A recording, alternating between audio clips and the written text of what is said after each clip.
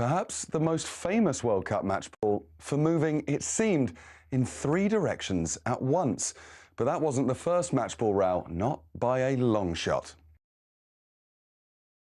In 1930, the World Cup final began with a fight, not between the players, but about the ball. Argentina brought theirs, and Uruguay brought theirs, and when neither backed down, they played 45 minutes with each. Uruguay, with the T model, came out on top. This was the era when balls were heavy. They were classics, sure, but they could double in weight during a thunderstorm. Before we go on, I will tell you that the 1962 ball was called Mr. Crack. A ball that was so heavy when wet, several European teams refused to use it.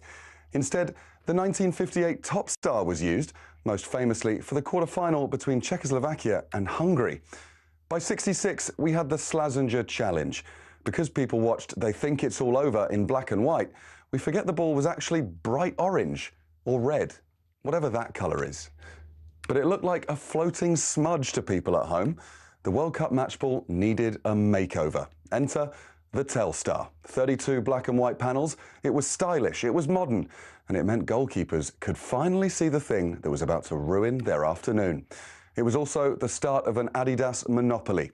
1986 was the dawn of a new age. The Azteca was the first fully synthetic ball, meaning it didn't soak up water. Recently, though, things have got weird. 2002 gave us the Fever Nova, basically a high-tech frisbee, and then, of course, the Jabulani. Today, the balls have internal sensors that tell the VAR room if someone breathed on it. We've come a long way. But the ball's not the main thing, is it, FIFA?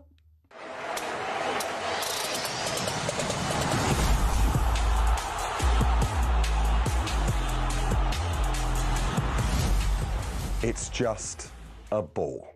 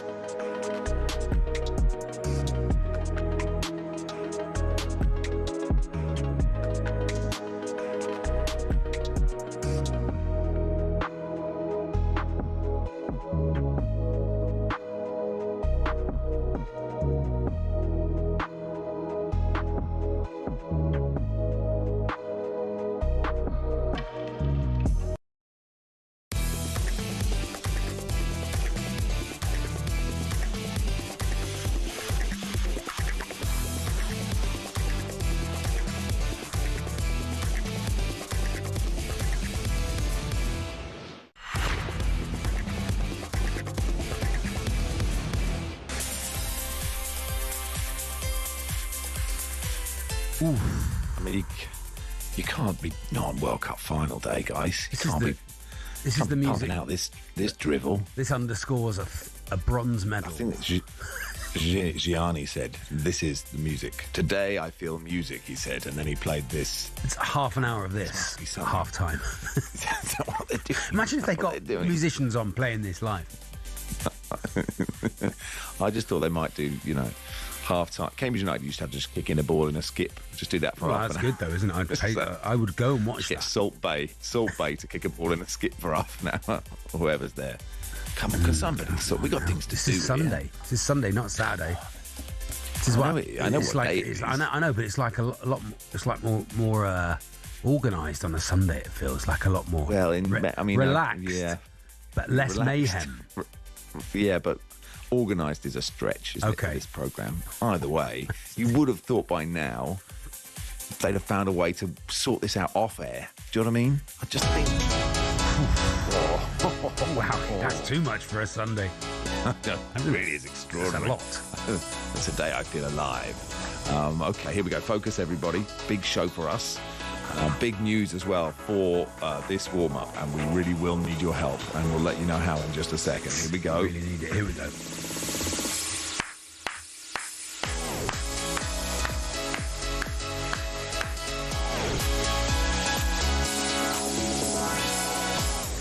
Good morning, everybody. Welcome to the world's biggest sports radio station. It's talkSPORT. My name's Max Rushden. Alongside me, Charlie Baker. And Charlie, this is just any old warm-up. This is the warm-up, Max, on Sunday, the 19th of July, 2026. And at 19 o'clock, it's the World Match Play Darts from Blackpool. It's on talkSPORT 2. Presented by Ian, the Duke of Knutsford Dancer. Commentary from Mark Willie Wilson, Chris Macy Mason, and Paul Nicky Nicholson. And the OB producer. It's Matt Cobbin. He wears a dustman's hat. He wears blimey trousers, and he lives in a council flat. He looks a proper nana in his good boots. Bing, bing, bing. Ding da lang dang ding lang dang dang. Hey, go get it! And then at 20 o'clock, it's Spain versus Argentina in the 2026 World Cup final. It's on talkSPORT. Presented by Forget It. The best we got. Forget about it. Forget about it. The best there's ever been, the best there ever will be. Adrian Durham, commentary from Jim, Torquay United, Proudfoot, and former England captain Stuart Psycho Pierce, the OB producer. Oh, it's Declan McCarthy.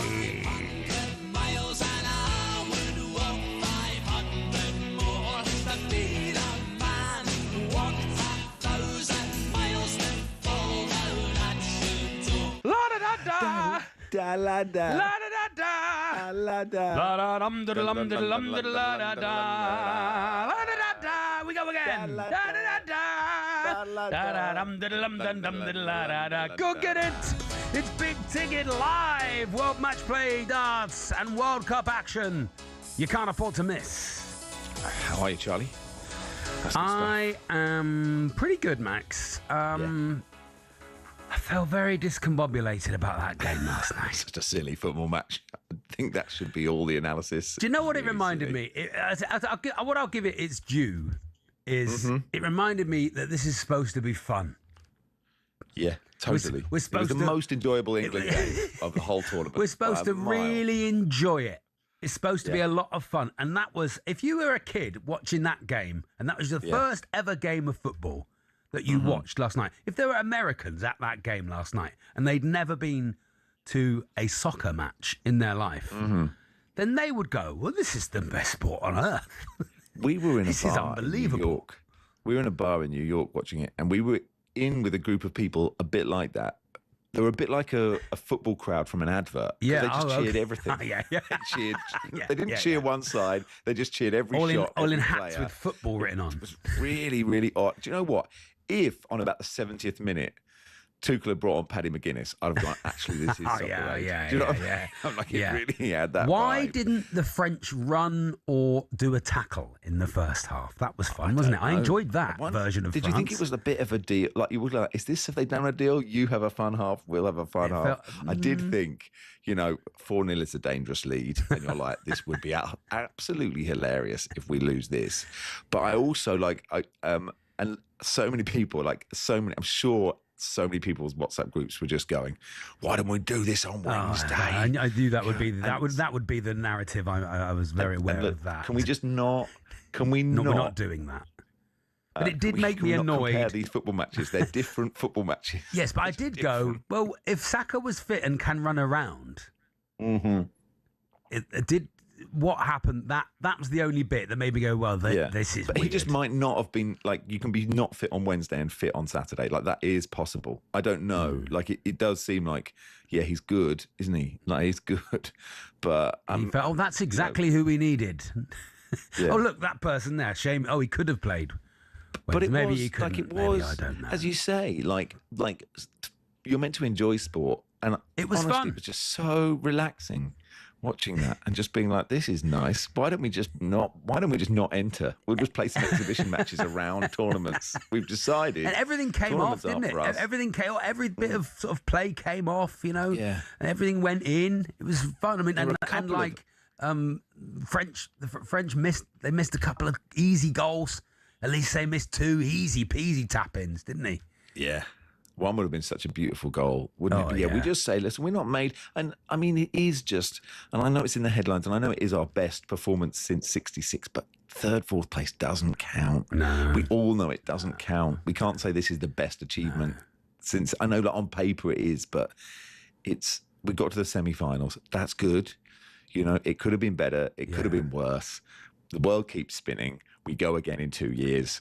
We'll be disappointed again, and then the world will keep spinning, and that is our lot, and we should accept it. But look, some big news, Charlie. Oh, yeah, sorry, can I just one more thing? How... You know, teenagers have stopped going to nightclubs and dancing and things, and like young people have stopped going. I know, but they've stopped going because they're so scared of being filmed and and it being like cringy and like them being embarrassed. Yeah, I understand. And I did feel a bit like, well, why am I embarrassed for them getting these bronze medals? These medals. I felt cringy for them getting these bronze medals and having to stand there with our yay, bronze. It felt a bit, I feel sorry for them. But, you know, we're supposed to enjoy things, Max, aren't we? Yeah, so, I won an effort cup when I was Matt. Yeah. Even then, I was a bit like, guys, come on, please. I don't want effort. I don't want to be a tryhard. First local man I won once. First local man. This in our village. You can't duet on 500 miles if there's even the tiniest of time delays, lads. If you've not listened to this show for the last 5 years, we sing with delay. When we're in the room together, I put a little delay on. Anyway, look, this is really big news, and we really need your help. Carry on. For some reason, and we don't understand why, the bosses of talkSPORT have said that this show needs a halftime show. Unbelievable. And we are not sure if we don't think it works with the ethos of radio. It's sort of undermining the show. But for some reason, they want to get some glitz and glamour into this program. So we need a halftime show. Halftime show. It's at 11:30 in the show today. Can you do anything? Can you play an instrument? Can you sing a song? Can you perform for us? Whatever you've got. We've got nothing on the bill at the moment. A poem? We've got nothing on the bill. Maybe you've got a poem. Maybe you can beatbox. That would be nice. Maybe you can play the recorder. Maybe your child can play the recorder. Yeah. You've got between 10 and 20 seconds or until we think it's boring. Enough. Yeah. So look, we've got nothing on the bill at all. You know, we're trying to find some sort of sycophants who will just take money for anything. That's what we're looking for. Yeah. So if you are a kind of washed up entertainer and you're trying to get, some extra money, we're offering no money. No money. But great. I mean, like, it's a great platform. But here's the key, Max. Everyone gets on. Everyone gets on. There is no quality threshold. How many dump buttons do we have per show? Do we know that? I think it's 3 or 4. So look, if you'd like to perform at 11:30 at the halftime show, 03717 223344. As Charlie said, a poem. You can just literally everyone gets on. So you're right. Everyone gets on. Whatever you've got. The way it'll work is like we'll get the lineup. We'll just invite you on. We'll say, hello, what's your name? And what are you going to do? Yeah. And then you just do it. And that's the halftime show. And I know a lot of people don't think that radio shows need a halftime show because some people say they're a show in themselves. Some people say the radio show is in itself a show. Yeah. So having a halftime show feels like, well, you're putting another show on. Yeah. Why wouldn't I just listen to that? There's a lot of controversy because it doesn't, the show is the show. You don't need a show in a show. You don't need, and like, it's a bit like when they do a simulcast on a show, and you go, "Well, why are you pointing me towards a different show?" Another station. I quite like those because you can relax. Yeah, there was one. Me and Barry did one. I can't remember some rugby match, and they talked for about 15 minutes. It was absolutely great. So look, we don't know if we think it's the right thing for radio. We feel like it's a bit, I'm in the US. It's a bit kind of glitz and glam up a radio show. We don't need that. But look, if anybody can do anything, if you can do anything, and like, if you are a listener going, well, I can't do anything.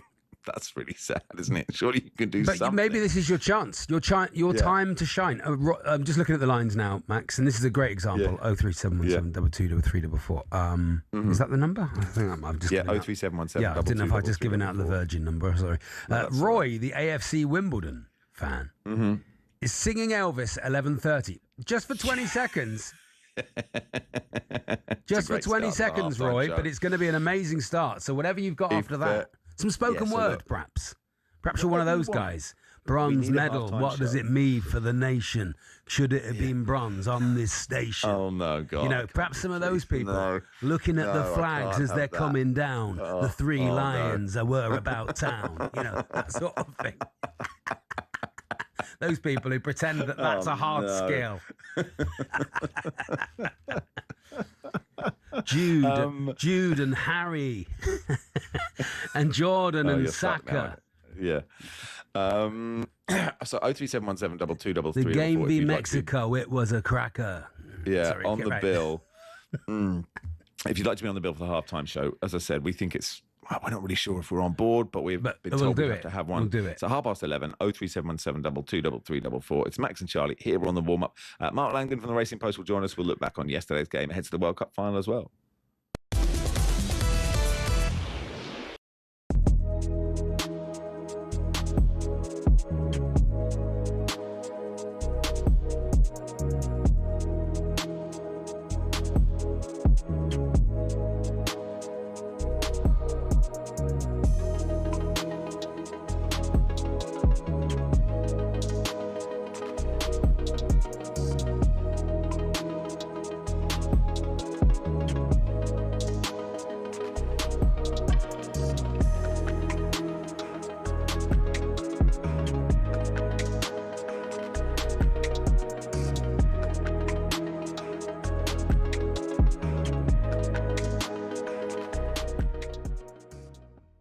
We've been talking all morning about Thomas Tuchel. We've been talking all week about him and the fact that he's questioned England's DNA, whatever that may be. He said, I think ball possession plays a crucial role. It's maybe not in our DNA as it is in the Spanish or Brazilian or Argentinian DNA to take the ball and control the game and the ball, which is a big problem. What do you make of that, Ben? Watching the Spain game the other night against France, that's how you keep the ball. And I think it comes down to bravery. We've got the players to do it, we've got the ability to do it, but it comes down to bravery. And I think once them England players put that shirt on, when it comes to the crunch moments, that's the bit that is lacking a little bit. We've definitely got the ability to do it. We've got the players to be able to do it. You watch Spain, and when they went 2-0 up, even when they were 1-0 up, they just kept doing it. You've got Fabian Ruiz and Rodri in the central midfield. At one point, they're playing two-touch over the French midfield. They're keeping the ball nice and calm. And I'm just thinking... They had a good structure as well, though. Really good structure, but they're drilled on it. And there's a lot of people saying, well, why can't we be drilled on it? You've got to want the ball as well. You've got to want it, but it's bravery, isn't it? It is. And bravery comes in a load of different forms. So People think bravery might be a Dan Burn getting his head, and it is a form of bravery, but when it comes to the crunch moments, it's that calmness under pressure in the big calm moments where you've got to go, right, just woof, woof. And I think Argentina a bit, look at Messi, see how calm he is, and I think that filters through the team as well. Yeah, he can carry you out of trouble, Messi, can't he? Give him the ball, he carries it up the pitch, he takes the pressure on. Yeah. That's what we were lacking as well, just an individual who just could carry it up. Oh, it'd be lovely if we had one of them. Yeah. Two of them at home, I think. I think it's a bit unfair because he took Gordon off, and I think Gordon's grown into the tournament, I thought, because he had a lot going on at the beginning, which I spoke of, because with the move and all that sort of stuff, a lot to handle, if you like. But I think he's grown into it.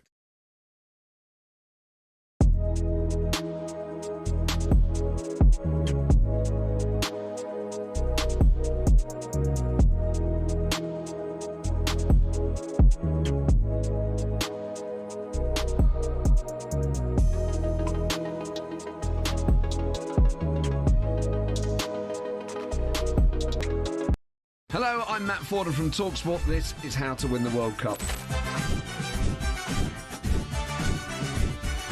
This is the best squad I think England have ever had.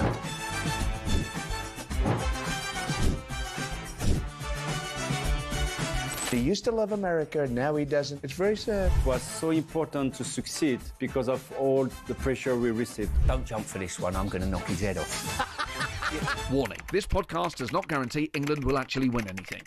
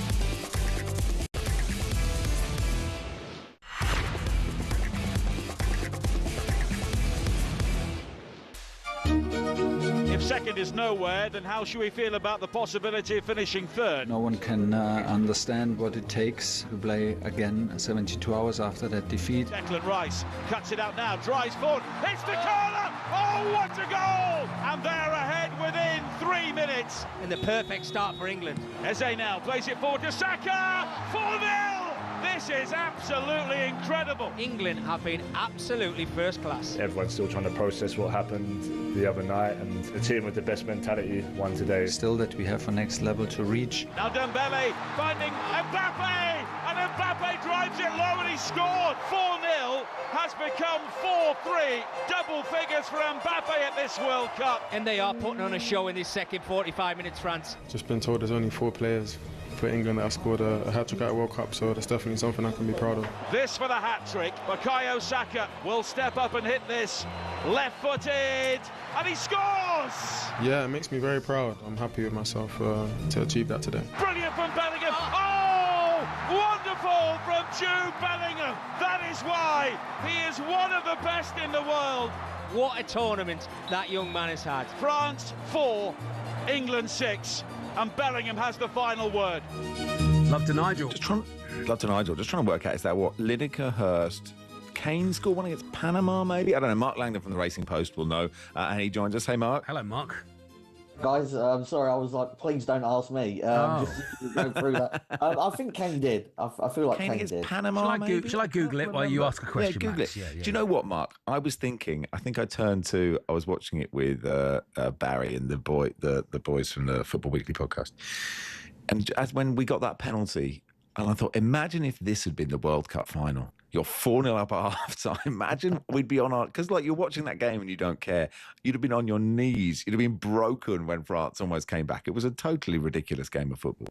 It was, although not, totally dissimilar to the World Cup of 4 years ago. I know that it wasn't quite the same advantage, it wasn't 4-0, but the game was absolutely done, wasn't it? It was only 10 minutes left and France managed to score twice, and Kolo Muani scores that one-on-one.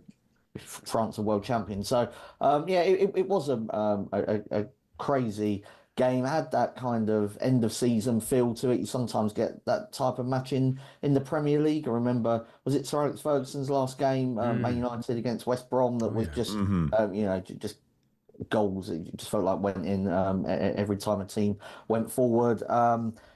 It was an exhibition match, really, and the players, fair play to all of them, because it can't have been easy. Certainly put on a show.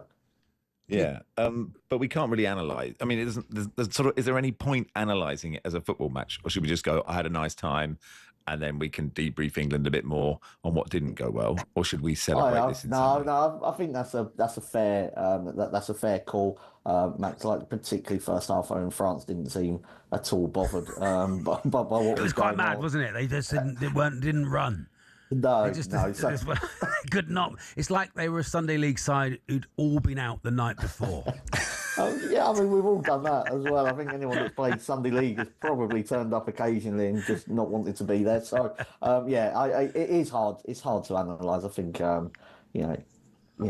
Saka should have come on against Argentina, possibly, but that was a completely different game. And so, I think it is unfair probably to judge anything by what happened last night. Hurst, Lineker, Kane, Bukayo Saka. Kane in 2018, but apparently he might have done it twice.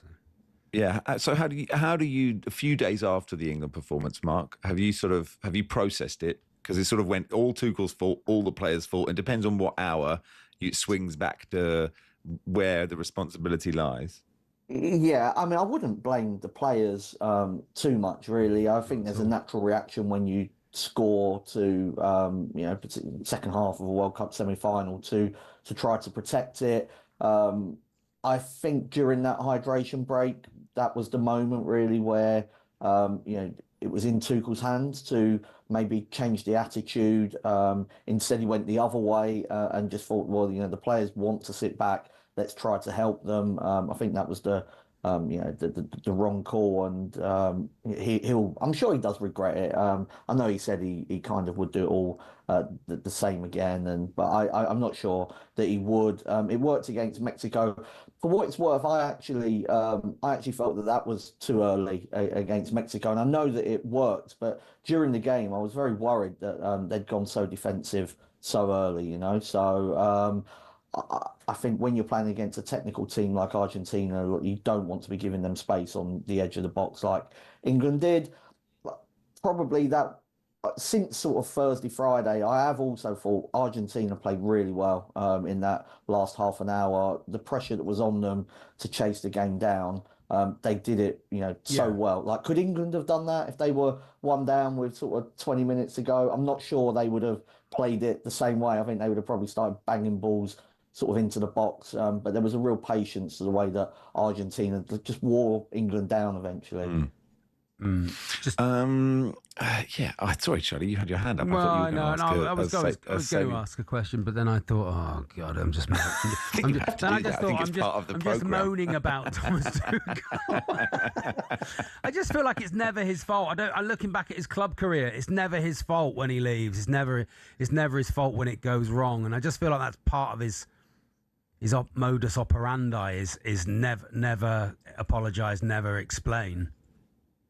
I think that most elite managers, I can't think of too many times when they openly would say in press conferences, "Yeah, that was my fault. I got it completely wrong." Pep Guardiola, how many times has he been accused of overthinking, big matches, and they have to take it, on the chin to some extent. And I think in club football it's different because the journalists will just keep going on and on and on. Whereas Tuchel now will presumably have a break from all of the questioning that will come his way. I think what he says outwardly and inwardly, I think that to me would be the real clue as to whether he understands where it went wrong. Because I do appreciate that just saying it in front of a whole nation. I wish I would have brought Saka on. It just isn't really the way that elite people work. But if him and Anthony Barry and the rest of the coaching staff look at it, analyse it, and sort of know where they've gone wrong and can make sure it doesn't happen at the next Euros, then I think that will be when time will tell. So, but I'm not going to be too harsh on Tuchel. I think he got it wrong, but most of us have made mistakes, I would say, in sort of. Do you think? Well, I've never made. I don't know what it's like. Never made one. Mark, do you think if he hadn't signed the weird contract extension before the World Cup when he was brought in just to win this World Cup for a one tournament contract only, do you think he'd have been offered a contract for the next Euros? I think he would have been because. It's the easier thing to do because now, if in the next week, if he hadn't signed that, do you think he'd have been offered after what happened? Do you know what I think he would have done? Because I think the FA probably would have been that process of finding a new manager and starting again is quite a difficult step. So I actually think that they would have done. I don't think that you should offer the contract extension before the tournament. I think that was a mistake. But I actually think the way the FA is run, I don't think they would have wanted to have made a drastic decision. And they have got to the semi-finals, and people will be screaming, saying it should be the final, and how different today could have been. But I do think it's hard to sack a manager when you have reached the semi-final. In international football, there are so fine details, Ancelotti's getting it in the neck in Brazil. But if they score that penalty, if Guimaraes scores the penalty in the first half against Norway, they might be in the final now. So I just think you can't judge a manager on a 20-minute period against Argentina. I think Tuchel has built. I would say kind of over the last couple of years has built kind of that camaraderie with the team. I think he knows what he wants to do with them. The players kind of understand it as well. I think to just sort of cut that and just start again would be a mistake and would have been a mistake even if he hadn't signed that contract. Mark Langdon from the Racing Post here. We're doing a half-time show, by the way. We've been asked to do it by management. Neil says, great idea about the warm-up half-time show, guys. I hope they're doing a similar format for this evening's World Cup final half-time show. Maybe they'll hear this idea and take it on. But we have a trombone at 11:30, so it currently says Elvis, trombone, poem, and then Patrick the Villa fan, poem, Max. 03717 2233 What rhymes with Whittaker? If you'd like to take part in the halftime show, it's at 11:30, and we need performers, please. 03717 223344. Mark Langdon from the Racing Post here. We'll look ahead to the World Cup final in a second.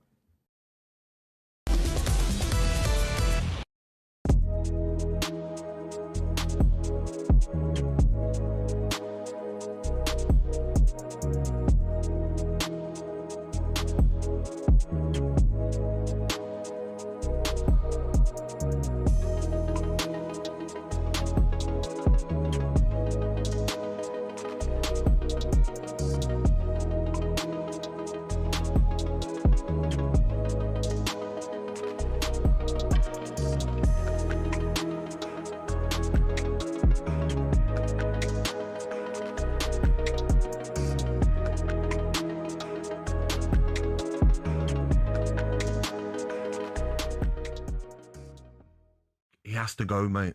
I'm sorry, Jeff. Like, when we are paying £8 million for a foreign coach to come in and win us our first trophy since 1966, and that's what he does in a semi-final for an Argentinian side that were there for the taking, and to do what he did, 10 times worse than anything Southgate's ever done negatively. I'm sorry, he has to go, mate. Simple as that. The FA have to make a decision, and I just didn't like his interview, the arrogance of his interview. No regrets. Yes, you have got regrets, mate. You've got regrets. There was loads of trouble after the game across the country. Everyone was together.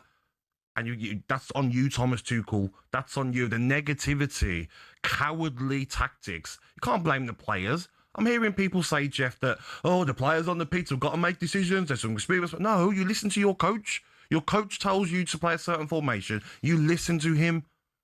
Yeah. He has to go. Simple as that. No foreign coach ever won the World Cup. Maybe for a reason. We've given it a go now again with a foreign coach, and that's what he's done. I mean, Alan here has just tested the same sort of thing that you were saying. So Tuchel's shortcomings have been exposed. What about the players' shortcomings? Well, look, the players, we've got 6 defenders on. We've got 4 central defenders on at the end for the cross that Messi puts into Laura Martinez. So, yes, I get that. But ultimately, the can has to be carried by the coach, especially with the negativity. And we all, look, everybody said this, but the negative. Anthony Gordon is flying. We scored a brilliant goal. Brilliant goal. You'll have loved, the fact that Kane, Declan Rice, who's soon to come off as well, Morgan Rogers, and a lovely finish to Anthony Gordon. And Gordon's feeling 10 feet tall, so what do? Oh, we'll take him off.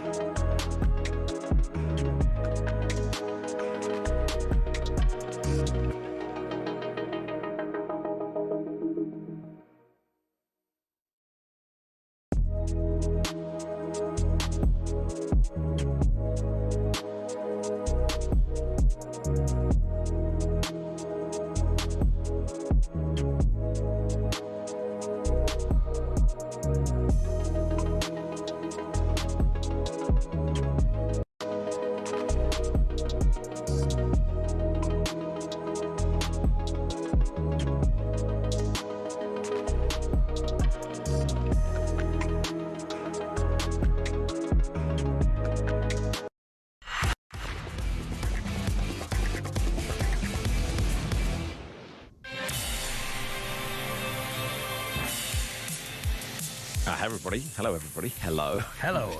Hello. I can't say. It's because you're in hello. New York, Max.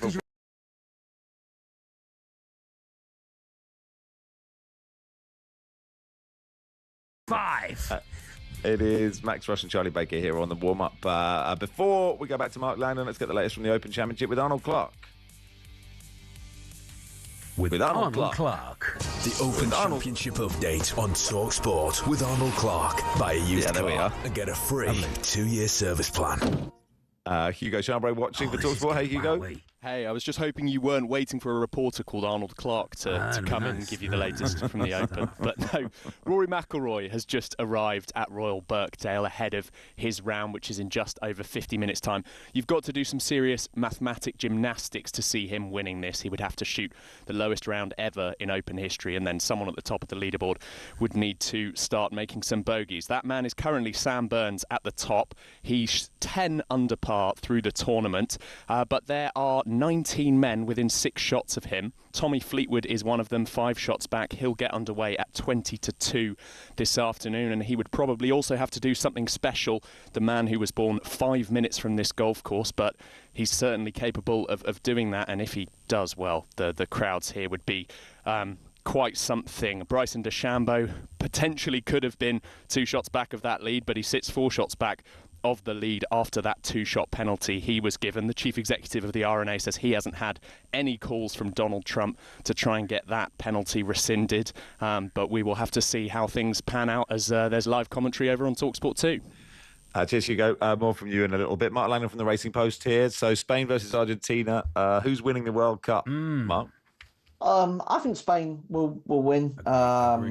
Yeah, that performance in the semi-final was probably the best team performance I think we've seen. Really, it was so dominant and controlled in the way that once they got in front, they didn't panic, they didn't retreat, and they were able to hold off a French team that even last night we saw the quality of their forward play. I think like Mbappe was it nearly 70 minutes before he managed a shot. 2 of France's 3 shots on target came in injury time. So they really managed to defend so well, but it wasn't kind of that backs to the wall type defending. Rodri, brilliant in midfield, for Fabian Ruiz as well. He's come in to replace Pedri, slightly different profile of midfielder, maybe more robust, and has just helped alongside Rodri. And then like Lamine Yamal, it's kind of not quite happened for him this tournament, but it feels like it's kind of inevitable that it will at some stage. And there were moments against France where it just looked like it was just so close. There was the offside sort of moment as well. And I just feel like he will be very difficult for Argentina to stop. I'm sure they will try to stop him, say by fair means or foul, but I think it'll be more foul than fair. And he'll need to deal with that. And I think the referee Vincic would need to be quite strong, because I anticipate that Argentina will try to disrupt Spain. Their striker is called Alathabal, isn't he? I'm calling him that. I've been calling him that, and I doubt that that's his name, but that's what I'm calling him, right?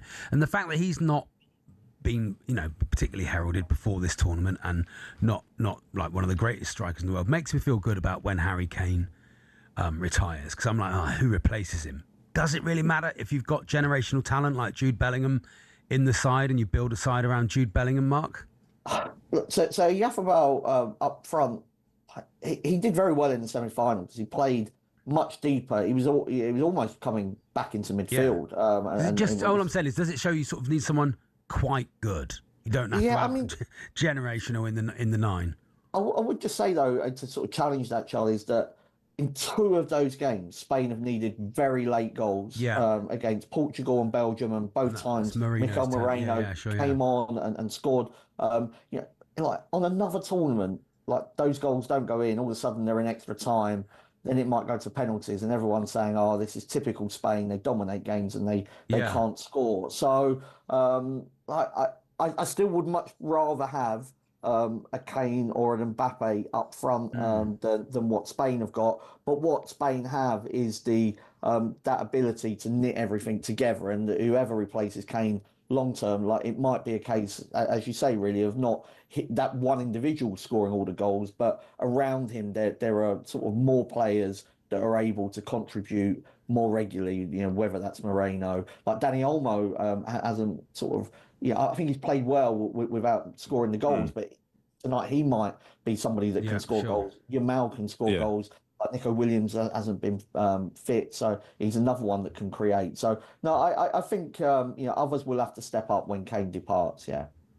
Yeah, although Oyarzabal has scored buckets, his goal scoring record for Spain is mad. Anyway, let's do Duracell's Extra Mile. We're going to pick players who we think went the extra mile. Duracell's Extra Mile on talkSPORT. Different, better, unstoppable. I suppose beyond Spain and Argentina, and perhaps England, Mark, like the moments of this tournament, the players that will leave this World Cup with a kind of this was a great time for me. Who would you pick? Well, I mean, I think you've got to start with the Cape Verde goalkeeper Vizinha, who has just you talk about like life changing.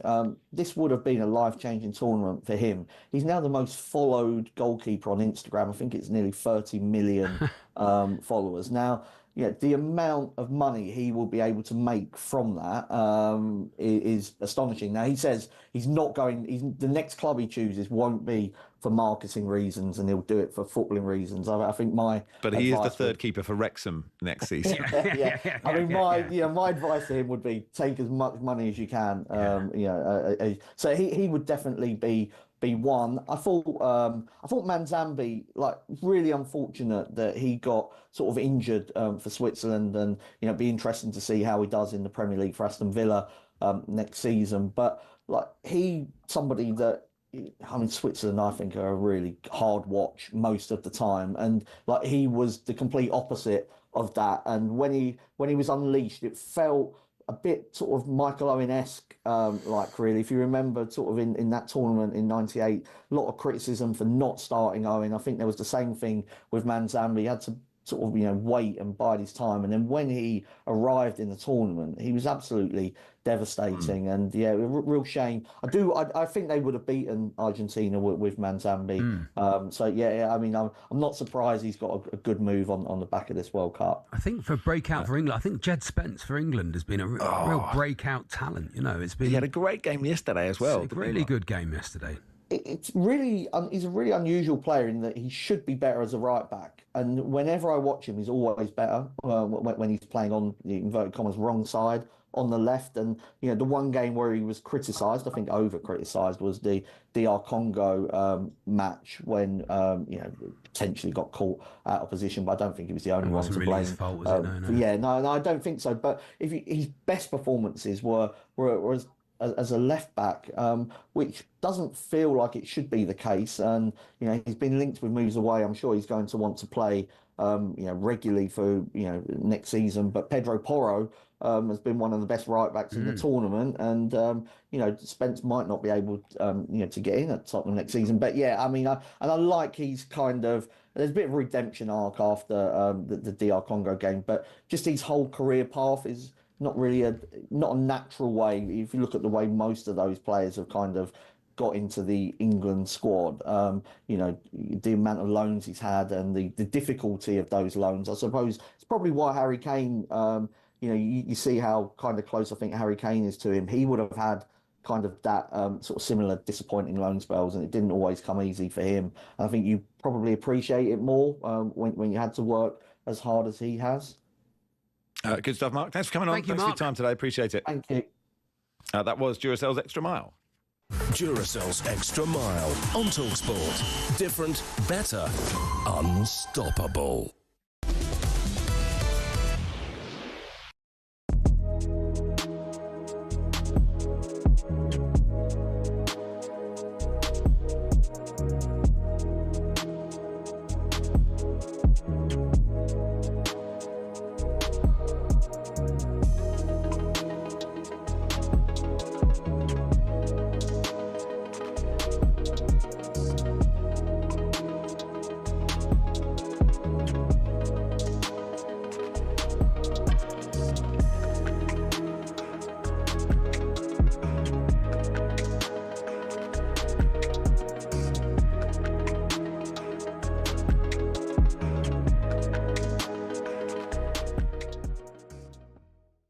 wonder whether he went back, muscle memory, whether he's gone back to what happened against Mexico, where we dealt with 5 at the back and they threw things at... But this ain't Mexico. There's 20 minutes left. It's 20 minutes of normal time, Jace. It's more than that. And we had a man sent off against Mexico. You could almost accept it. I know. You're playing against Argentina. Yeah. You can't sit off for 25 minutes against Argentina. He absolutely bottled it. Thomas Tuchel's cost us the World Cup. He cost us the World Cup. We're 1-0 up. Played well first half. All right, cagey affair. We go 1-0 up. Be brave. Be brave, Thomas. This is what we brought you in for. We brought you in for this moment. We got rid of Southgate because he bottled it, because he weren't brave. We brought you in for now to make that decision. We're 1-0 up in a World Cup semi-final. Bring on Rashford. Bring on Saka. And if they score, they score. But at least we're going to go down fighting. At least we're going to go down with some pride. We fell out of the World Cup in disgrace because of him. Because of him. And we brought him in for this job. This is what we brought him in for, to get us over this line. And it's the same old England, same old crap, same old guff that I have to watch every tournament that we're in. And it's the manager's tucked us up again. Tucked us up. We're dead on our feet. Got Morgan Rogers playing right wing, Jude Bellingham on the left. Brings on Nico O'Reilly. We can't get out. Harry Kane's done nothing. He's dead. Nothing. Got nothing left. I don't. I can't believe it, Jace. Well, no. Jace, I can't believe it. It's a disgrace. He should be sacked. Get him out. Gone. I totally agree. I can't believe that we've moved on from Southgate, and it.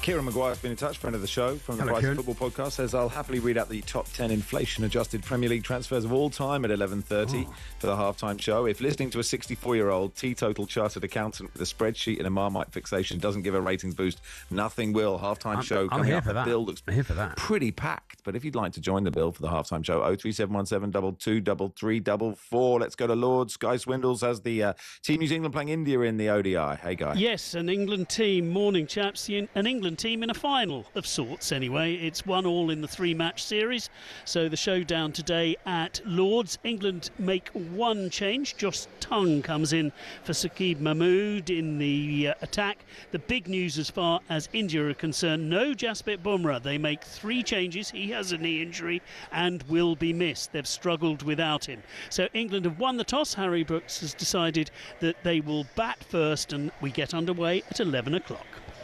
Thanks, Guy. Let's look ahead to the latest weather over in America, with all thanks to QuickFit. US football forecast on talkSPORT with QuickFit, a team selection that everyone would be happy with this summer. QuickFit, drive away happy every time. Now then, John Ketley. Hey, John. John Ketley, John. Good morning, Max. John. Good morning, Charlie. Good morning, John. Nigel. Oh, Good morning, Nigel. John. Isn't he nice? Yesterday, yesterday, John, it rained so much. I got a text message saying, "Get to higher ground." The rain, really? it was amazing. Well, they warn you for everything these days, don't they? That's the trouble, you know. But no tsunamis, hope. No, it was all right. I went up a hill to the cinema. I went to Cobble Hill Cinema. I didn't see higher ground, and I was in row C, but I'm dry and I'm safe. Right. Well, that's the main thing, Max. It would be a shame to lose you on the last day of the tournament. It would, yeah. I mean, you're absolutely right. It would be a bit of a downer for me, certainly in the World Cup. Well, it would ruin this session, wouldn't it? City. You know? Yeah. It would. Anyway, what's the weather like, John? Come on, give us the weather. Well, I think you'll agree that, Max, the forecasts have gone so superbly well that I'm going to finish on a high. Okay. And talk about the rain having cleared now, so it's going to be much better in New Jersey. The temperature currently is about 23 degrees, and it's going to go back up to 27, 28, something like that later on. Nice day. Plenty of sunshine. We've cleared away that dirt and muck from the Canadian wildfires. Much fresher air. Glorious sunshine for the game, and it's going to feel a lot fresher. So wonderful weather for the final. I was hoping it was off. It does look nice out. It looks nice out the window. What's going to be off? The game? I was hoping it was going to be off, and then whoever came third won the tournament, just by default. Anyway, come on, let's bring on Nigel Anthony. We've got things to do. Hello, Nigel. Nigel. Get him out. Love to Nigel. Morning, guys. Morning, John. How are we doing? Love to Nigel. Hey, come on, Nigel. Quick game's a good game. We've got things to do. We've got Hey, by the half-time way, show to guys, prep. someone's getting sacked because there's no goal clips during this. No goal clips today in the weather. It's just, so we just have we're to raw imagine dogging the weather. Here we go. Yeah, Let's go. all the money's been put into the halftime show. Here we go. Yes, it has. 5 goals from 5 famous World Cup occasions, all finals today. Direct hit 3 points. If you get closest, you get a single point. And we'll start in the Azteca in Mexico, 1970, Brazil 4, Italy 1. What was the temperature? Max and Charlie, you go first. Brazil 4 in the Azteca. This is Carlos Alberto. Yeah. It's the Carlos Alberto. It looked hot there. I think late 20s. It looked hot. I think late 20s. I don't think 30. I think early 30s. Oh, okay. I think early 30s. Think of that Carlos Alberto goal. We sound like we're the judges on X Factor, just saying what we think, how old we think just too old is. I say late 20s, you say early 30s. 31. 31. Let's go 30. Let's 30, go on. 30. We're a team. 30, please, Nige. 30. Okay, John. Well, when you look back at the old footage, it always looked like he was extremely hot and it was Armageddon on the way, but I don't think it was probably as hot as that. I think 25. Oh, no. So close to a direct hit, 31 degrees Celsius. Should have Max, stuck with I'm Charlie. so sorry, Max. I forgot you knew all about weather. I forgot about that. Yeah. Making Ketley look a fool. Yeah. Give us back our weather, Let's Ketley. go to 1994. A 0-0 draw. We all watched this into the wee hours. Italy 0, Brazil 0 at the Rose Bowl in Pasadena. Awful. Baggio. Terrible game. Ketters. John, you go first. Which country was that, Nigel? It's in Pasadena. It was in the USA. USA, Pasadena. 94. Baggio over the bar. In the pouring rain and snow, John. A howling gale. Do you not remember it? It was 0-0 in the middle of the night, was it? No, I'll go with 28 degrees, Nigel. 28. I think it was What do hot. you reckon, I Joe? think it was hot, Max. It looked hot. It looked hot, didn't it? I think he's on 29? 29. 29. It was the all-time hottest final. 38 degrees Celsius, 100 degrees Fahrenheit. Ketley in the bin. Ketley in the 2-0. bin. 2-0. Give us 2-0. back our weather. Remember this, John, despite you may have won many of these contests, it's winner takes all It's the for final the one. finals. Yeah, So yeah. it's winner takes all. Should have announced that before we started playing. It's tournament weather. What can we say? Exactly. Okay, from the weather. hottest Fine final ever. margins. Exactly. It's a final Let's of go. moments. It's a weather of moments, John. Here we go. Let's go to the coldest final. Oh, on don't record say in that. 2010. Don't say Spain that, 1, Nige. Netherlands 0. That's giving it away, Nigel. That's a clue. Anyway, On the carry evidence of what on. we've seen, Charlie, it's not giving it away. Back chat from the host. I know, look at that. Don't get that on catchphrase, do you? Slated by the host. What do you reckon, Charlie? What is What do you it? reckon, Charlie? Say it again, Nige. It was It 2010. is 2010. Spain 1, Netherlands 0. Oh, Iniesta in extra time. Iniesta. Coldest ever. Coldest 8. ever final. 8. No, it's not 8. It's All right. 11. Okay. You think 8? 11. You All think right. 8. We'll split the difference. 10. 10. 10, Nigel. 10. John. Well, it's a very strong hint you've given us, Nigel, so I'll go a little bit lower. I'll go 7, please. Should have gone the other way. 12 degrees. Oh, wrong way, Regals. Ketley's wrong way, Regals. 3-0. 3-0. Give us back Embarrassing. our weather. Could be a clean Embarrassing sweep. for the weatherman. Good job it's the last one, then. Yes. Okay, If let's you, go to... don't- Yeah. Sorry, Come on, go on, Max. I was going to say, if we win, John Ketley has to give us all his earnings from weather-related broadcasting. From all there time. she goes. From Yeah. backdated. Backdated. Backdated, I've yeah. got a few open fruits here. Will that do? And Don't forget all the your air shows tickets as to well. any air shows coming up. All your magnetic little clouds. We get all of them. We get the magnetic clouds. Fish has got that one. Yes, Fish has got them. Damn. Okay, Fish, okay, two more. One direct Yeah, hit okay. could change everything for John. Yeah. Yeah. 2014, Germany 1, Argentina 0 in the Maracanã. Well, where's that? It's in Brazil. In Brazil. In Rio. Rio. This is the one I always go completely off-piste with this Brazil one. Yeah, don't I? you So never know. I'll go for 14 degrees. 14. 14. I reckon. Gotta hang in with him, up it's or down. winter. It's winter and it's... But I'm 15, I'm thinking. It's Rio. I think 14 feels too cold. Brazil, 15. 15. 23 degrees. Kelly's got 0 points. Yes. 4-0. Send the weather back, John. Give us the weather back, John. Oh, here we Is go. it all or nothing, though, on the final? It is all or nothing, famously. Of course it is, Nigel. Everyone knows the rules. Yeah, everyone's direct hit. It's not day one at weather school. I've got a call from Donald Trump. Day one is good. Hot, cold. That's what we're learning today. Hot, cold. Okay, so yeah, 5 points for a direct hit. We're 4-0 Okay, up. 5 points for this one. All on this one. 2018, France 4, Croatia 2 at the Luzhniki Stadium in Moscow. Is it John?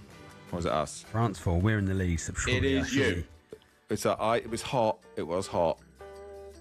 I think we go 31, Charlie. 31, yeah. It sounds good to me. 31. Direct hit for 5 points. Good luck, John. Here we go.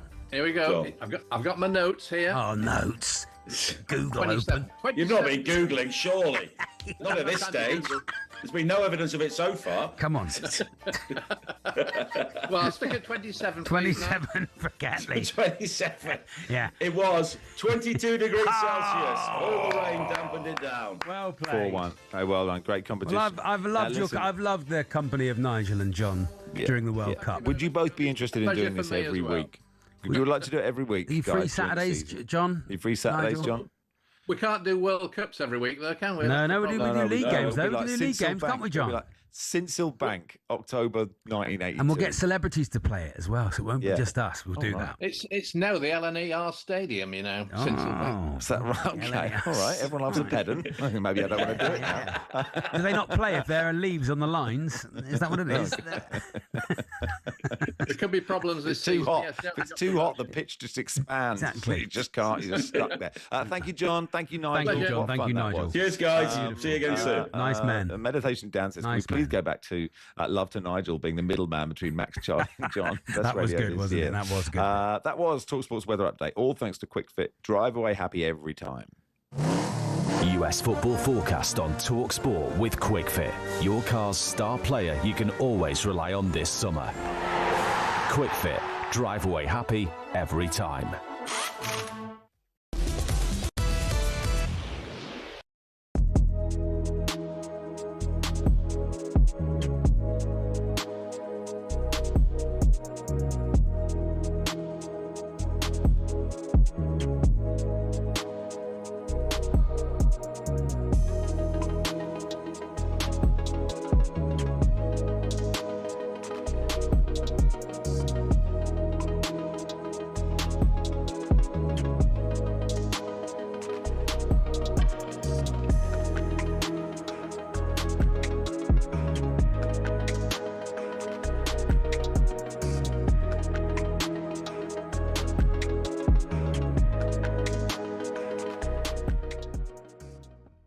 Now, we get the inevitable fallout after a World Cup, and there are reports that one or two of the England players were very surprised that we went ultra defensive in that closing stage of the game. And we were saying earlier on to Stan Collymore that there's a lot of making up to be done by Thomas Tuchel. A lot of people now would have lost trust and belief maybe in his methods, and that would include fans, it would include media, and he's going to have a very prickly time with the media, I guess, over the next 2 years, and maybe some of the players as well, Adrian.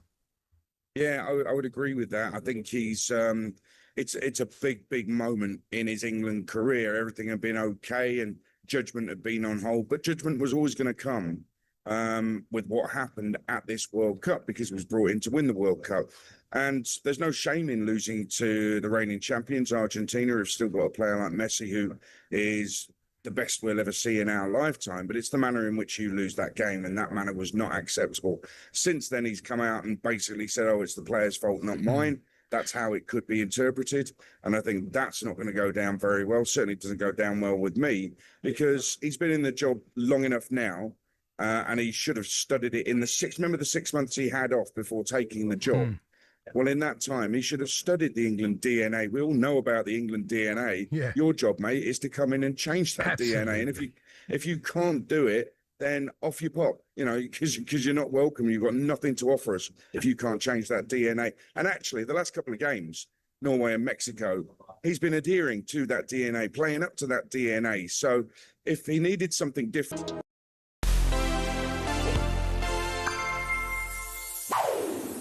We all know it. That moment when France were reduced to 10 men in the 2006 final. But Zinedine Zidane's World Cup story was so much more than those antics in Berlin. Despite a meteoric rise to prominence in the early 90s, Zidane wouldn't really start his World Cup career until 1998. See, France didn't even qualify for 94, so they had some making up to do on home soil. Ahead of the tournament, Zidane was flying. Back-to-back Serie A titles and Champions League finals with Juventus, but things didn't exactly go to plan. In France's second group game, he was shown one of these. I mean, we were so busy getting angry at Bex for his red, we didn't even realise Zidane was getting properly dug out in France for the 12 days before.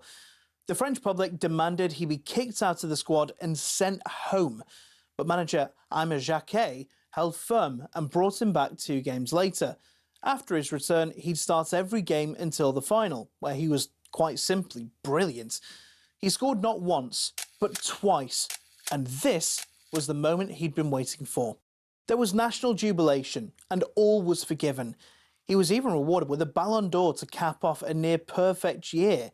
France won the Euros 2 years later and so were red-hot favourites at the 2002 World Cup. But the table will tell you things did not go to plan.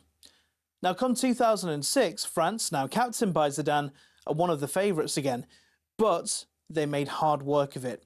They won just 1 game and finished second in their group, which meant they had to beat Spain, Brazil and Portugal en route to the final. Then, the moment we all remember. Zinedine, just leave it. Walk away. Zinedine, no! And that meant he became only the second player in history to be sent off twice in World Cups.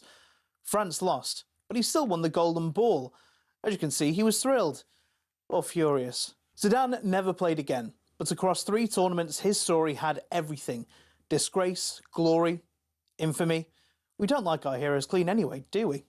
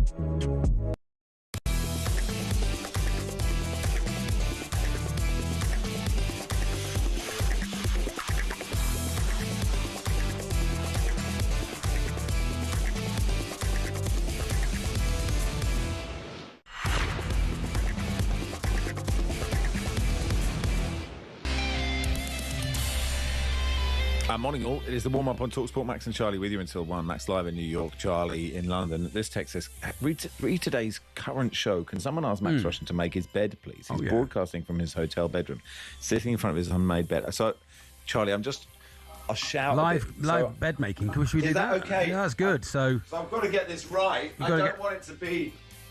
Just let me know. Who's that? Who's she? If it's done enough. Charlie, is that okay? Who's she? Who's she? Because that's... What's her name? How was that? Is that better? That's better. Is that better? I was just saying. I'm just asking you who she was, but it's fine. She's gone now. It's fine. Hello, everybody. Max and Charlie with you tomorrow. Let's look ahead to tonight's World Cup final with Sir Christopher Nolan's epic new film, The Odyssey. Yes. I'm Max in cinemas everywhere now. Talk Sports Weekend of Epics with The Odyssey. England might not be in a final, but you can still make this weekend epic. Don't miss the cinematic spectacle of the summer. The Odyssey in cinemas now. And let's do it in the company of Phil Cutramalidis, Spanish football expert from the Spanish Football Podcast. Hey, Phil, how are you? Hello, Phil. Hi, guys. The bed making got me. I enjoyed that. That was good, wasn't it? Yeah, it's very good. And now you have to preview the World Cup final, but also talking about Homer's Odyssey. So, that'll be new for you. Look, Spain are the favourites for this, aren't they? And you can see a world where they win this comfortably, but you can see a world where if they let the Argentinians, who are, let's face it, admirably brilliant at getting in people's minds and in their faces, then I guess that's the problem for Spain, if there is one. Yeah, exactly, Max. That's basically the feeling here in Spain, that Spain, we are better than them. If we play to our capabilities, we should win, and actually maybe win pretty comfortably as well. But there is this big feeling. I mean, there's two sort of asterisks here. One is if they get under our skin, us being Spain, and play that kind of dark arts kind of stuff that they're so good at, then that can be bad for Spain. And the other asterisk, they've got Lionel Messi, and he can do incredible, crazy things. So those two factors are pretty big factors for Spain to consider. But generally, the feeling here is that we're better than them. We've been getting better every single round in this tournament. We completely dominated France. We should be able to do this, and people are pretty confident here. But they've got to get the ball. You don't panic, and you've got Rodri. Who's like a silent assassin and silently the greatest player in the world. Yeah, I mean, I've been so impressed with how Rodri has improved throughout this tournament, because I was quite sort of vociferous in my concerns in his early performances. I was like, who's this guy? Like, where's Rodri? He's slow. He's giving the ball away. This is not what we're expecting from Rodri. I think in the group stages, Spain as a whole were a bit ponderous, and Rodri was a big part of that. But in the knockout stages, he's just taken it up another gear, and Spain have improved, which is no coincidence. So yeah, the idea is that Spain are going to have the ball. They're going to dominate. And there's also this idea here. I think Mikel Merino was speaking about it in one of the pre-match press conferences. He was saying, like, we know how to play. We've been playing like this since we were 8 or 9. Like, we this is our idea. This is our style. We don't need to panic. We just need to do what we've always done, even though it is a World Cup final. And if we do that, if we keep calm, we should be able to beat them. And actually, midfields are everything, right? And you mentioned Rodri, but Fabian Ruiz and Dani Olmo coming in there for Pedri has been... I mean, it's just so brilliant. I thought Olmo has played so well in that role. And Fabian Ruiz's record is totally insane, isn't it? He's sort of won every game he's ever played international, something ridiculous. I can't remember what it is. Yes. Yeah, I think he's won every game that he's started or featured for Spain. Yeah, it is absolutely ridiculous. And again, like, this is on the manager as well. Like, he's made some big calls throughout the tournament and even coming into the tournament as well. And he's been vindicated on all of them. Like, I could go through quite a long list, but I'll just highlight the one about dropping Pedri. Like, he's dropped Pedri for the last 2 games, the semis and the quarters. Pedri has been on the bench, and in has come Fabian Ruiz. Obviously, he's no mug, Fabian Ruiz. He's not this unheard of young talent that he's come through. But it was a big call to drop Pedri, and certainly there were eyebrows raised here in Spain. But he's been vindicated with that. Dani Olmo, as you said, I mean, I think he's been absolutely brilliant. But the thing is, like, Dani Olmo's backup is Mikel Merino. So when Olmo goes off, you've got this guy who comes on and scores these incredibly important late goals. goals as well. So that just points to the fact that, and it's something that we've been talking about as this tournament has progressed, this is a unit, this is a squad, this is a team without necessarily, I mean, there have been standout individual performances. We've just highlighted them in Rodri and Olmo, etc.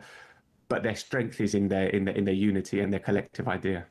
When did they last lose? When did they last lose Spain, and like badly? And how did they lose? How do Argentina win without? They lost to Scotland, I think, 3 years ago or something. It was a while ago. I think that was the last time that they lost. I mean, and that was just a mistake. We lost to Scotland by mistake, like with Nail and I. Yeah, like he did make quite a few changes in that game, Luis de la Fuente. I mean, there is an asterisk on this very long unbeaten run. I think it's 37 games. They did lose the final of the Nations League to Portugal on penalties. Yeah. But that was a draw after extra time, so it counts as a draw. So technically, they're unbeaten there.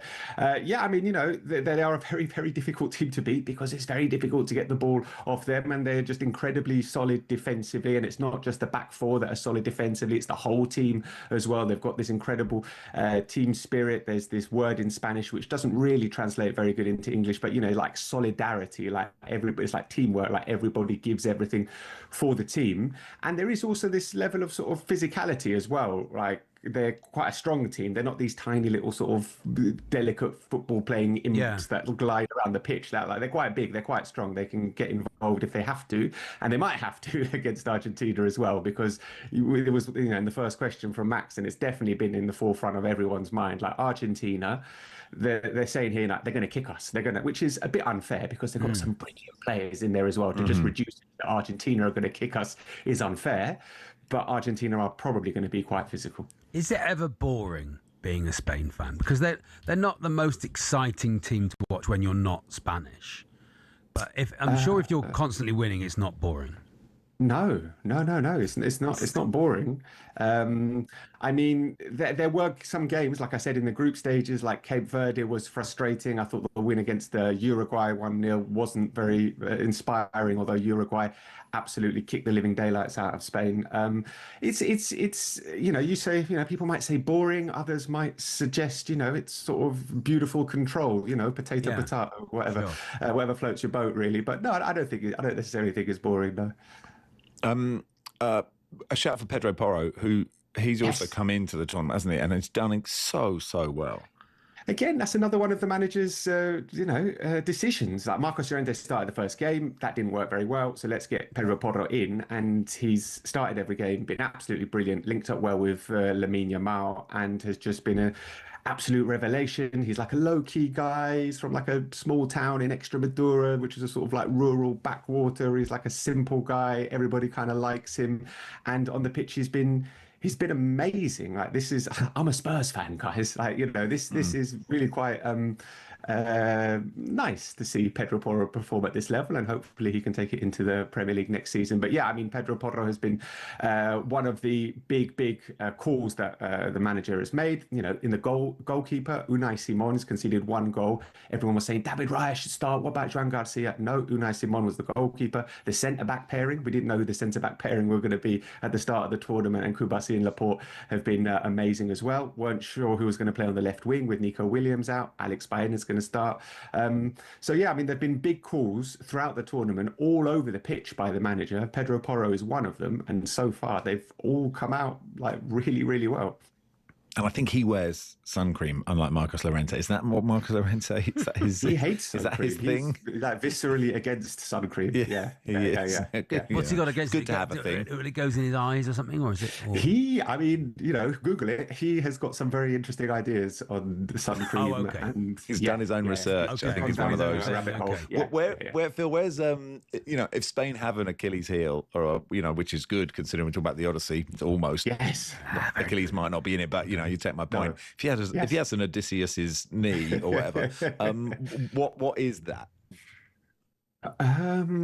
What is Spain's Odysseus's knee? Is difficult to sort of pinpoint one thing, because they have been pretty strong. Listen, it's breaking down a low block that sit and don't give them spaces and force them to play the ball sideways from one end of the pitch to the other. And we've seen that they've struggled to do that on occasions. But I don't think Argentina are going to play like that. I think it's going to be a bit more open. I think they're going to have a little bit more space. So, I mean, I guess, you know, the one thing, this is just a factor, is like the Messi factor. I don't want to reduce it just to one player, because as we said, Argentina have got a very, very talented team. They're not just Messi and they're not just physically aggressive, but when you've got someone like that who can just create magic and has done that on the biggest stage consistently, that's who Spain are most worried about. Obviously, it's like a lot of questions like how they're going to keep Messi quiet. Are they going to man-to-man mark him? Luis de la Fuente said, no, I'm not going to do that. I tried to do that before. It hasn't worked out well. He's told a story when he was coaching in Sevilla's under-19s and he came up against this kid at Barcelona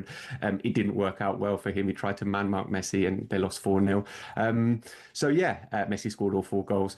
So they're worried about Messi, but I think, you know, they don't necessarily have a massive weakness apart from breaking down those low blocks, which I don't think is going to be the problem in this game.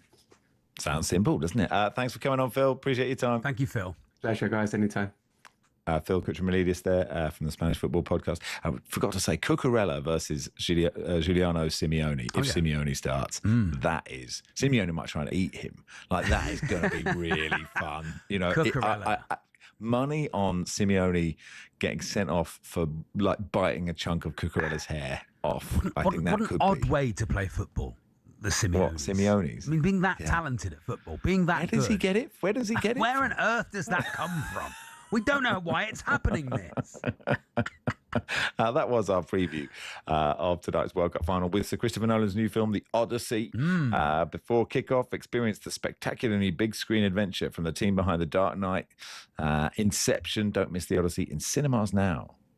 Talk Sports Weekend of Epics with The Odyssey, a spectacular big screen adventure of home and family from Oscar-winning director Christopher Nolan, in IMAX and cinemas everywhere now.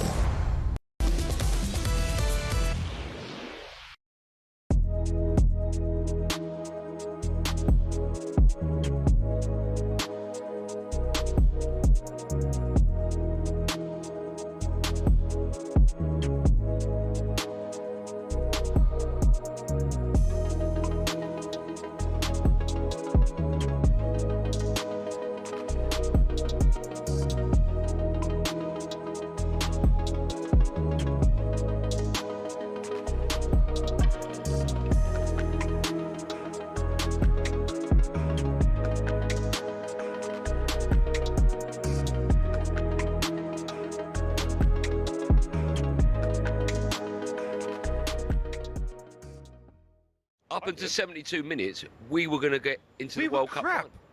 Oh, we weren't crap. The goal, right? the goal was a wonderful ball from Morgan Rogers. Yeah. But I'm asking you to put your playing hat on now. Yeah. You're Argentina. Is that a good goal, or has they switched up at the back post? That's a bad goal. You switched off. The right back, or was it the right back? Doesn't it doesn't even react. Why does that need to criticise a bad goal for England? It was a great goal. We went 1-0 up. It's a great cross. It was a great cross. Why can't you argue that Gordon lost his man to score the goal? Because the geezer doesn't even see him. Well, it doesn't go there must be a reason for that. He doesn't run and go boom boom. He just runs and the guy's like, oh my man. Troy, you can't criticise a goal that we scored. I'm not criticising it. I'm saying we didn't play well. We had 5 shots in the whole game. Yeah. They had 5 on target. Remember, they don't call the 2 that hit the post on target. Yeah. But so they had the same amount of shots. But man for man, they're better than us. But no, they're not. Well, they are. No, they're not. Not man for man, they're not. Man for man, they're better than us. Well, last night they were. Yeah, but still, I think maybe you maybe at a stretch, maybe 3 of their players maybe gets into the England. Exactly. And they're not man for man better than us. But what they can do better, and this is why I thought Messi's greatness yesterday really showed. Yeah. Because you know when they were 1-0 down, there was 40 minutes left, he went, give me the ball. He lost it a few times, give it me again. He hit crosses over, give it me again. Don't worry, just keep giving it me because I know I'm going to do it. Everyone in their team went, there's 2 lines. You can either be, I'm going to be the person who doesn't make a mistake, I'm going to be the person who wins the game. Everyone in their team and their bench went, we're going to win the game, I'm going to be the man. Yeah. Our team went, don't be the one to make the mistake. No. And we played with fear. Now, that doesn't always come from the manager, that comes from the players within. One person I do want to give a shout, because I've been very harsh on him in this whole thing. Jed Spence was top draw. Yeah, he was. Was top draw. So I give credit where it's due. But we've got top players apparently. Where were they?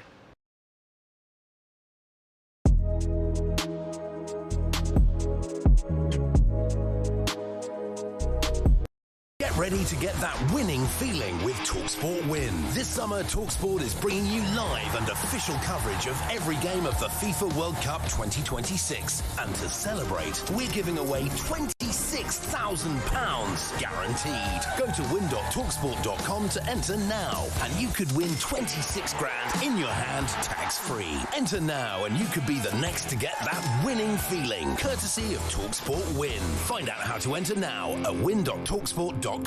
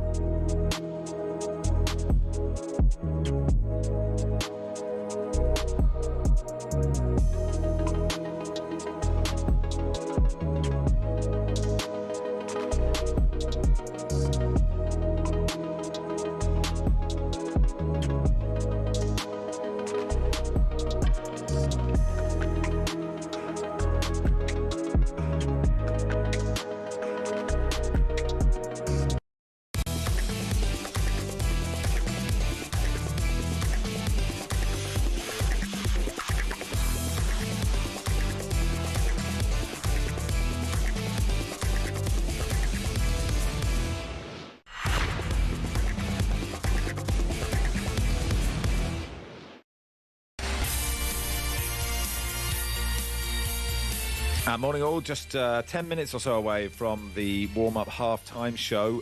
It's not something that we've chosen. We don't want to do that. I don't want to. I want just the normal. Get in the dressing room, throw some teacups, discuss where it's going wrong, and go out again. We go again 0-0, lads. Sure. Well, in a radio show, normally just halfway through the show, we just carry on the show. That's sort of what normally happens. But for some reason, there is normally no half time. Yeah, they don't need a half time show. Someone comes and reads the news. Yeah, they read the news because we don't need a halftime show in a show. We're doing a show. But for some reason, management have said we're trying to get the American show audience. Within a show. So we have to have a halftime show. And you've stepped up. You're going to perform for us. If you have a talent and you'd like to join the bill, everyone's welcome. 03717 223344. And that halftime show starting in about 10 minutes' time. But a good chance for me and Charlie to get a breather, I guess. Time now for the latest from the Open Championship with Arnold Clark. The Open Championship update on talkSPORT with Arnold Clark. Buy a used car and get a free 2-year service plan. Hugo Sharpe watching for talkSPORT. I guess, the leader's not out yet, Hugo. Are they? What's happening? No, morning, Jeds. Can I just ask, are there warm-up championship rings available for purchase for fans? We've seen Max's ring on the warm-up a few times, but that's only when he didn't know the cameras were on. So, come on, Charlie. Like literally, how far in the gutter can you drag this down? Absolute outrage. Let's talk about the golf. Thank you, Hugo. Yeah, come on. It's a serious sports radio station. We're not having that. Myself up. It's really rubbish. Yeah, it's 3 hours till the leaders Sam Burns and Ryan Fox get underway. Rory McIlroy is underway in just over 5 minutes' time. The 2018 Open champion Francesco Molinari has just teed off alongside the 2021 champion golfer of the year Colin Morikawa. They are both at 2 under par. It's a lovely day out at Royal Birkdale, and there's not much wind out there at the moment. There should be a bit more later, so there's a few good scores knocking around. A lot of positive chat about Southgate since England's semi-final loss. But Matthew Southgate is playing well. He's made 5 birdies through his 15 holes this morning. We're up on the northwest coast, and there's a lot of Liverpool fans in the area. One of them said to Tommy Fleetwood, who's 5 shots back yesterday, "You're a blue-nosed expletive, Tommy, but I love you." Wow. Because he's an Evertonian, and there was also some chat directed at Ryan Gerrard, some Steven Gerrard chat. Ryan Gerrard is 3 shots back. Could this be his Istanbul? But yeah, Sam Burns currently the man to beat. 2-shot lead over Siwoo Kim and Ryan Fox at the Open Championship. What's the DeChambeau chat, or has it stopped for a bit?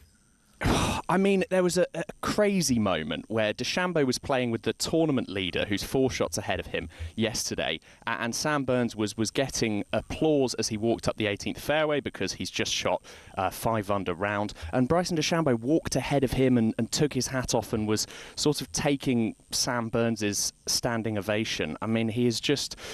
He's a Marmite person, Bryson DeChambeau, if you're a British golf fan. And that's why there's been so much reaction to whether he should have had a 2-shot penalty or not, whether he was, as Rory McIlroy's called, his antics performative, as everyone sort of had to wait for him as he hit balls on the range, and we didn't know if he was going to turn up yesterday, so there was a delay handing out tee times to other players. I think it's pretty fair enough to call all of that performative, but Donald Trump has put on Truth Social, his social media platform, that he wasn't happy. Stuff. He's good friends with Bryson DeChambeau, but the CEO of the R&A says this isn't going to be a Balogun situation. He hasn't had any contact with Donald Trump, so that 2-shot penalty does stand. I mean, he would be only 2 shots back of that lead if he hadn't had that 2-shot penalty. Yeah. So it will be a bit of drama, particularly if he can force his way to, if he loses by a shot, he will not stay quiet about that, will Bryson DeChambeau. Shouldn't have cheated. About Marmite. Trampled that ground down, should he? The thing about the rules in sport is if you break them, sometimes the officials get involved and penalise you. No, ridiculous. And the thing about Marmite is that some people like Marmite, and so that doesn't quite work, that analogy. Anyway, thank you, Hugo. Occupy social media. Good stuff. Hugo Chambray there, watching the Open. Let's go back to Guy Swindles, who's at Lords for England, India in the ODI. What's happening, Guy? England have made a bright start after winning the toss and deciding to bat. They've moved on to 37 without loss. We're in the 6th over. But after conceding 13 runs from his first over, Prashi Krishna is now putting real pressure on these 2 England batters. Jacob Bethel has moved on to 17 from 19 deliveries, survived a couple of excellent deliveries. Ben Duckett's looked more comfortable, 17 off 15 so far. They both hit 3 boundaries apiece, but a decent start for England, although Krishna has just bowled a maiden, so the score after 6 overs, 37 without loss. Good stuff, Guy Swindles there at Lords for England versus India in the ODI. It's Max and Charlie with you until 1. We're actually off now for the next half hour. It's the halftime show for the warm-up. If you want to join, you can. 03717 223344. Everyone gets on. Everyone gets on. It's a series. It's much like the, I don't know where this idea's come from, actually. 03717 223344. If you'd like to take part in the halftime show, it'd be greatly appreciated. Everybody gets on. And yeah, we'll do that in a second.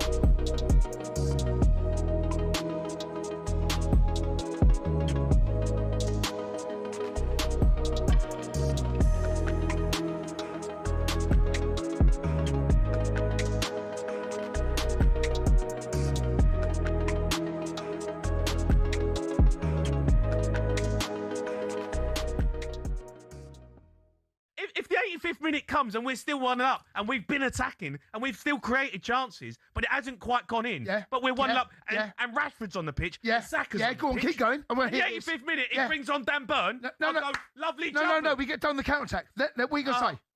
What are you gonna say? What do you mean? I just told you the scenario. No, but that scenario is absolute crap. No, that scenario wouldn't have happened. Jay, I'm just trying to paint you a picture about how we could lose the game in a different way, based on what. Jay, I'm with you. Don't get angry with me. No, I am getting angry. Don't get angry with me. You're trying to tell me how I'm going to feel about a situation. And you'd sit there and go, oh, well done, boys. Glorious failure. We had a right go. Yeah. Right go at the post-cup time. Got done in 2 counter-attacks. Fine. Go out in your shield. No way. No way you'd sit there and say that. I would have sat there and I would have accepted it because I watched 4 bloody tournaments. I don't believe you. Of England. I don't believe doing you. exactly what we did last night. I don't believe you. And if we'd gone out with Rashford and Saka on the pitch. I don't believe you. And still trying to attack, and we get done, do you know what we'd be sitting there? Do you know what we'd be sitting there now? We'd be saying, how can Thomas Tuchel allow us to get done on the counter-attack twice? 85th and 92nd minute. How can that happen?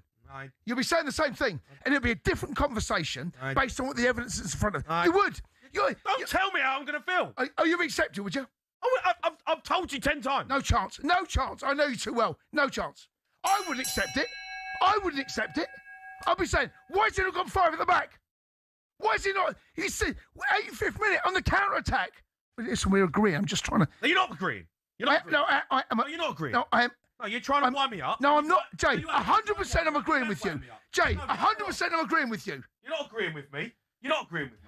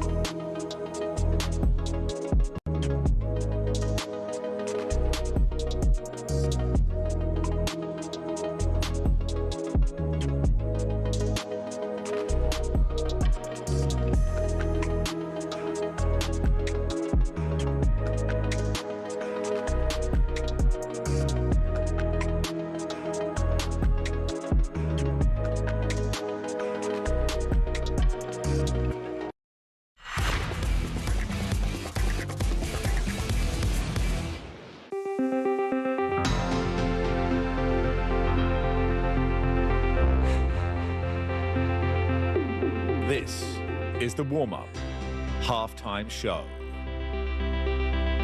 Ladies and gentlemen, stand if you are able as we celebrate the warm-up on talkSPORT. I'm Max Rushden. With me, Charlie Baker. Go get it. And this is the halftime show. If you would like to take part, if you have any talent, 03717 223344. You still have time to join the bill. We have a full bill, just to point out. Full bill. We don't need any extra ones. But if you would like to join, you can. You can play an instrument. You can sing a song. It's the halftime show. 03717 223344. Let's start with Ori, who is a Tottenham fan. Hello, Ori. How are you? I'm good, thank you. How are you? Very well, Ori, thank you. Yeah, good. Could you turn the music down, please? Turn the music down. We need to hear Ori here. How old are you, Ori? Oh, yeah, go on. I'm 8 years old and I live in London. And I'm a Tottenham fan. Spurs. Okay. Loves the Spurs. Who's your favourite Spurs player, Ori? James Maddison. James Maddison. Oh, what a player. When he's fit, I think they could do well. Win the league, Ori. Yes, could be good. Could Tottenham win the league next year, or just better than 17th? What's the dream? I think we're probably top of the league. I think probably. Yeah, probably. I agree. Ori, what are you going to do for us for the halftime? You're kicking off the halftime show. You're the lead. What are you going to do, Ori? Tough to start. I'm going to play "Oh When the Spurs" on my trombone. Get in. Yes, here we go, ladies and gentlemen. The start of the halftime show. It's not going to get better than this. Ori, 8 years old, in London, playing "Oh When the Spurs Go Marching In" on the trombone. Let's fade the music, please. Let's have Ori. Here we go.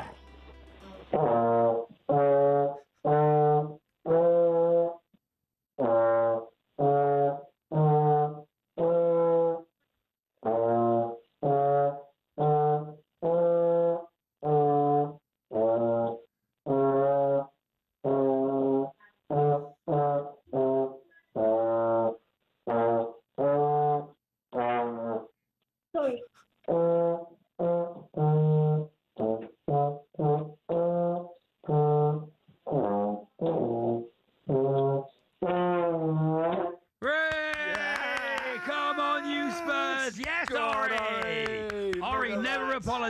Never apologise. Just keep going. It was brilliant. Perfect. Absolutely perfect. There Absolutely we go. The halftime perfect. show kicks off in style. Thank you, Ori. That was Kid great. Ori and Let's his go to, slide trombone. There we go to Dan. Beat that. Dan, the Man United fan. Hi, Dan. How are you? Hello, Dan. Oh, hey guys, you all right? Yeah, good. It's not a competition, good, Dan. Everybody's welcome. Let's go. Yeah, everybody's welcome. What are you going to do for us, Dan? I've made up a little poem. Oh, great. Okay, here's a poem. Okay. Here we go. Dan's poem with the halftime show on talkSPORT on the warm-up halftime show. Here's Dan with a poem. Here we go. It started off with 48, now it is just 2. The last 30 the other night, what a load of poo floats in toilets, sometimes sinks. The last 30 the other night, it really stinks. Third place playoff, 10-goal thrill. Come on now, everyone. Let's all just chill. Mbappe on 10, Messi on 8. What's the betting a Messi hat-trick tonight? The most goals in World Cup history, the GOAT, an all-time great. Kane's 36 in 4 years' time. He might be out of luck. I think this was the one year we should have won the World Cup. Rotten luck, Argentina, and good luck, Spain. May the best team win, come sun or rain.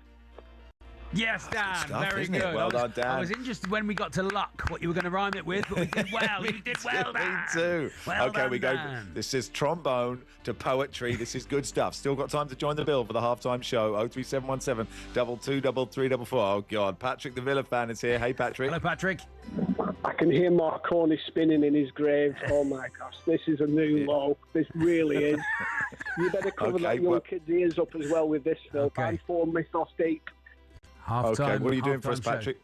Halftime show on talkSPORT. Poem. He's got a poem. Oh, you do a poem. Okay. Here we go. Okay, so it's Patrick's poem. We're going trombone, poem. It's clean. Okay. It's clean. Well, yeah, you say that. I don't believe you. No, Here it we is go. clean, honestly. There once was 2 broadcasters called Charlie and Max, who with every weekend brought questionable facts. With top-flight guests and competition, heck, even Maria Whittaker listens. Sturmy archers may have bombed, but these twinkle twins soldier on and on and on. Go get it. Wow, there we are, Patrick. There we are. I mean, it's very, very good. Enjoying this. Very good indeed. Thank you, Patrick. A lovely poem from Patrick. I'd like more trombone, if I'm honest. I'd like more trombone. An 8-year-old banging out on a trombone. How do I tell people I've just heard the greatest radio ever broadcast? Says Dan. Let's go to Gaz. Gaz, the Wolves fan. Hey, Gaz, how are you?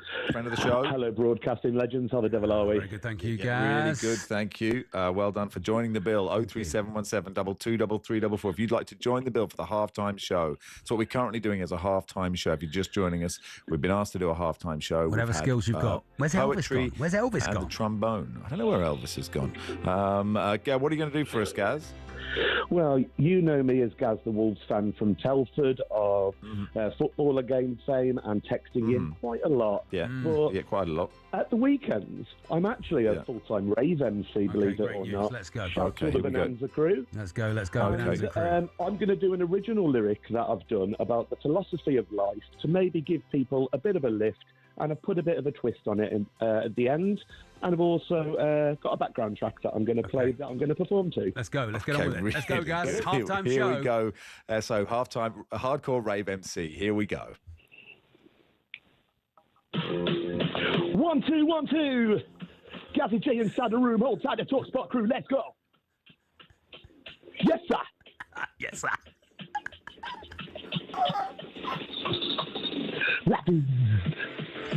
Life is a rehearsal for the day ahead. Maximize your time, cause one day you'll be dead. This is just a visit to the planet Earth.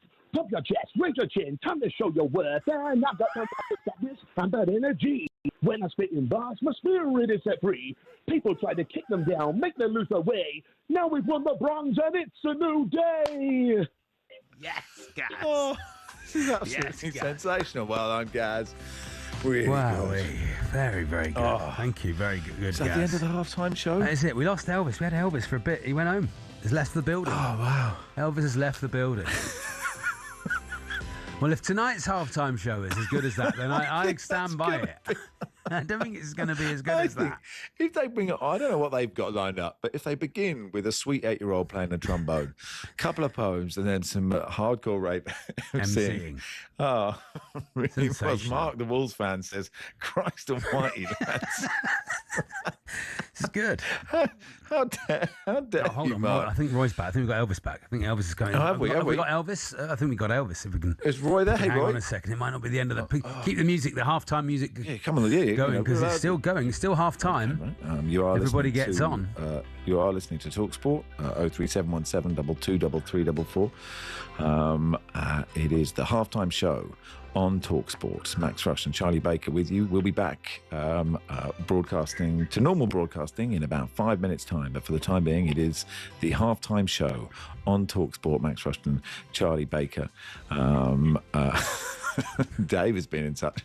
Not very complimentary about any of it. Oh, dear. How dare you? That poem was so bleak. That second poem was so bleak. Jeff says, if there's any more halftime show, I'm going to watch the last 12 minutes of Argentina-England on repeat. We're enjoying the halftime show. And it's Elvis Presley's joining us, Max. Okay, great. So we finished the live show with Elvis. Welcome, Elvis Presley. Hey, thank you very much. Hey, okay, off you go. Close take the it, take it show, home, please. Elvis. Take it home. Take it home, Elvis. Here we go. When no one else can understand me, ho, ho, ho, ho. When everything I do is wrong, ho, ho, ho. You give me hope and consolation, ho, ho, ho. You give me strength to carry on, and you're always there to lend a hand in everything I do. That's the wonder of talkSPORT and you. Thank you very much. Yes, Roy. Thank you, Elvis. Roy. Thank you, Elvis. Okay, good to get that halftime show done. I mean, I would do it again. I loved it. You can't buy class, says Dash WTF. Let us know what you thought of the halftime show, please. 8:89. Should we do it every week? Let us know. 8:89 at Max Rushden at Baker Street. Week.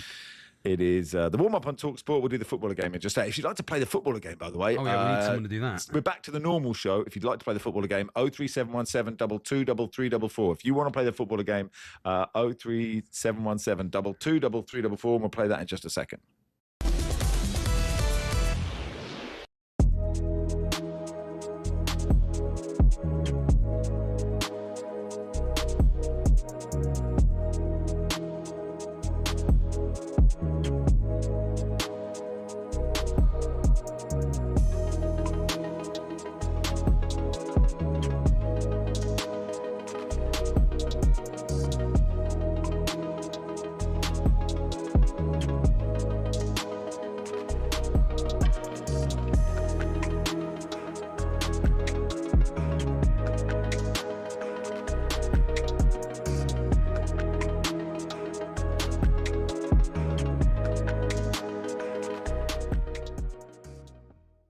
I wasn't overly enamoured with what we were doing anyway. I've spoken freely on this marvellous channel that we're on, and, you know, on talkSPORT regularly, and said, look, it's not as good as what everyone was making out, I didn't think, you know, and that's nothing against the manager, Thomas Tuchel, nothing at all. It's just that I didn't think, you know, I wasn't thinking we were blowing teams away and we were purring, but we were finding a way, and that's equally fair to say. That's a brilliant thing to have, of course, if you're not playing brilliantly, but you're winning games. Now, that's a great habit. We all know that. So I don't think I was too... I try to give balance to my comments about these things, and I didn't think we were magnificent anyway. There was a lot of talk about this feel, and how the feel was better. I wasn't having that bit. I was going, oh, come on, do me a favour. And I've spoken freely on, I think it was with Simon and Jim about, you know, Gareth's time, and they were sort of suggesting I was supporting him because I'm his mate and all that. I wasn't. I was just calling it how I think it was. I don't think there was radical change. I had a big debate with Simon about it on their show and said, look, I don't think there is radical change. Simon was saying there is, and he's a master tactician and that's fine, by the way. I've got no problem with people's comments because we're here now talking about it. But I did say on that show, I did say to Simon, I said, Simon, there's nothing radically changed here. You know, if you cut through the noise and you go, in balance to that side of it, which I have been intrigued with, is I do think this is the best opportunity we've had, certainly in my lifetime, I think it's the best opportunity we've ever had to win the World Cup. Not because we're amazing, but because the other superpowers are not as superpowered as what they were. France were flying. I think we're all shocked by that one.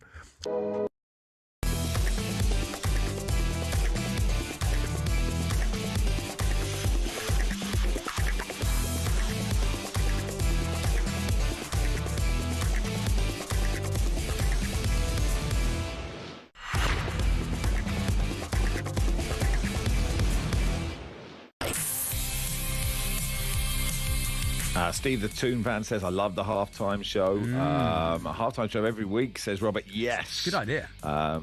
Quibby says, bit disappointing there was no mime artist. Shawnee says, even Max's headboard looks like it's trying to leave the room. Oh, dear. That's a shame. Nick says, I just asked ChatGPT to define a halftime break. It came up with this. The definition is to keep spectators entertained during the break and create a memorable event beyond the sport itself. You nailed it. Well done. Deck says, Charlie Baker requesting a further tromboning was not on my Sunday bingo Okay, no, come on. Don't drag it into the gutter, for goodness sake. Jill says, I'm just out of the gym, tuned into what I thought was Charlie imitating trombone and rave MC. What's happening?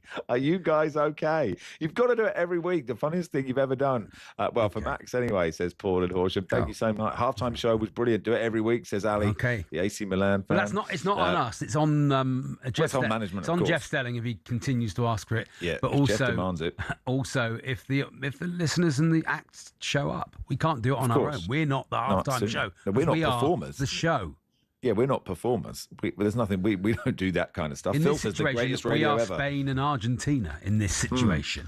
Yeah, and you guys are Shakira and Robbie Williams. Daz says, I've never been so nervous listening to live poetry. The last caller on the halftime show was the funniest thing I've heard in a while. Stephen says, love the halftime show. Sides hurt from laughing. Just what I needed after this week. It's all right for you, Rushden, encouraging these people. You don't have to live here, says Phil. Anyway, let's play the footballer game. It's me and Charlie. Joining us for the game is Connor. Hey, Connor from the desk. What's your official title, Connor? What's your, what do we call you, Connor? Connor from the desk sounds good. Yeah. Go with Are you that. a correspondent of any? Jenny from the block, Connor from the desk. Arsenal correspondent, if you want. Okay. Saw you at Wimbledon the other week, didn't I, Connor? Connor was working at Wimbledon, Max. I was. All right, okay. Nice, There you go. So, very smart. Right. TalkSPORT reporter. TalkSPORT from the desk, Connor. Right? How you're not good at the footballer game, are you, Connor? You okay? What's your? I'm terrible. Have we got any listeners? I'm going to give it a go. No listeners for the footballer game. Okay, it's bad. I'm bad at this. It's just going to be. Don't promote that idea. I think we used up quite a lot of callers in the last 10 minutes. I think, Charlie. Okay, sure. I think we've exhausted. Should have. Don't even got a recorder. Okay. Anyway, the commercialisation of the game is atrocious. How much, as fans, have we paid for Elvis trumpet players? Is a disgrace, says JF. I don't think it needs. On a genuine, I don't think it needs Madonna and Coldplay and Justin Bieber. It just needs we've done 15 minutes. One of them. We've had a middle-aged man emceeing, and that's what you need. Just get Gaz out there. Okay, Reece joins us. Hi, Reece. Hi, Reece. Welcome. Good afternoon, everyone. Or Hello, morning. Reece. Out of 10, how are you? Oh, we're 10 after that. How can I be any? 10. How could you be any less than A 10? rare 10. A rare 10. It's fair to say Ori was brilliant, by the way. Oh, Ori, yeah. Superb. Man of the match. The children of the Player of future, the and he proved it. So, okay, then let's go with player one. Here we go. Our first footballer began his career at River Plate in 2005, staying until 2007, scoring 13 goals in 35 games. This earned him a move Tevez. Nope.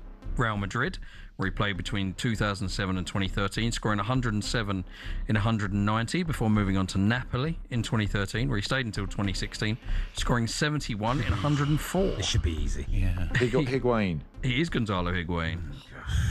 Connor, where were you then? Oh, nowhere. You were nowhere, Connor. Were you close, Connor? Correspondent. I'm trying, but Max is just too quick. No, he's just very good Yeah, at it it. was He good does stuff. play week in, week out.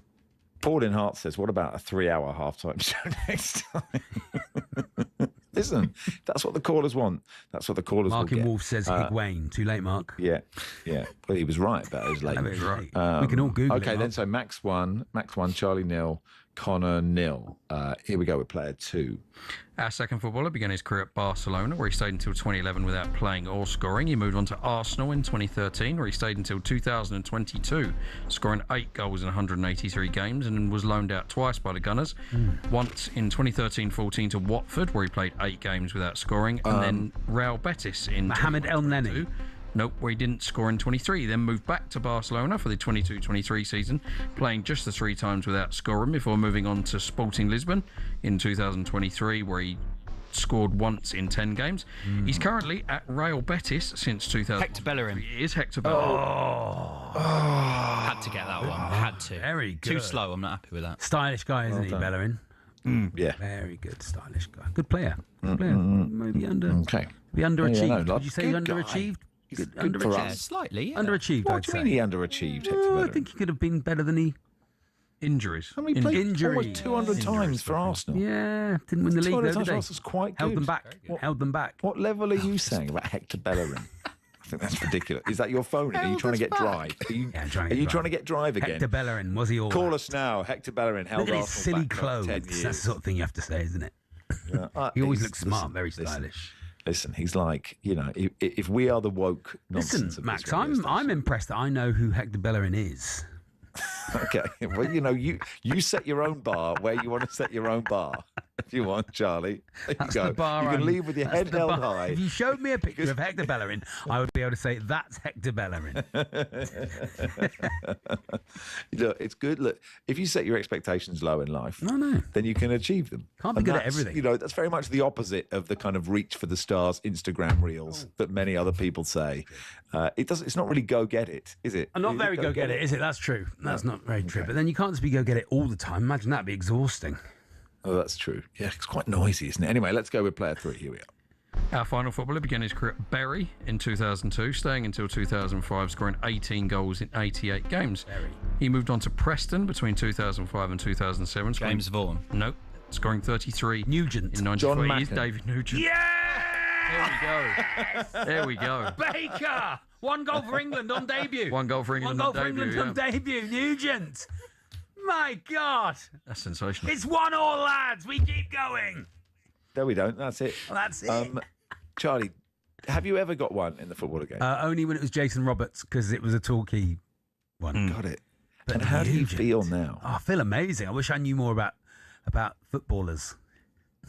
No, but I feel like in everyday life, I know that I'm the guy people turn to and ask about football. For what? Just about football? just general footballers really? and football, and I know Okay. stuff. But honestly, when you come with you losers, it's like, oh gosh, get a life. Grow up. and now I you've feel like, got oh god, I got the most 10 feet tall. the spottiest one of the lot. You got David Nugent. Bury yeah, and Preston. But do you know what? That cheer, right, was so organic. That was like, Yeah, I know. You really felt that. You felt a little surge of joy getting David Nugent. And that was good from just, where was it? Preston and where? Bury and Preston. Bury and Preston to get David Nugent.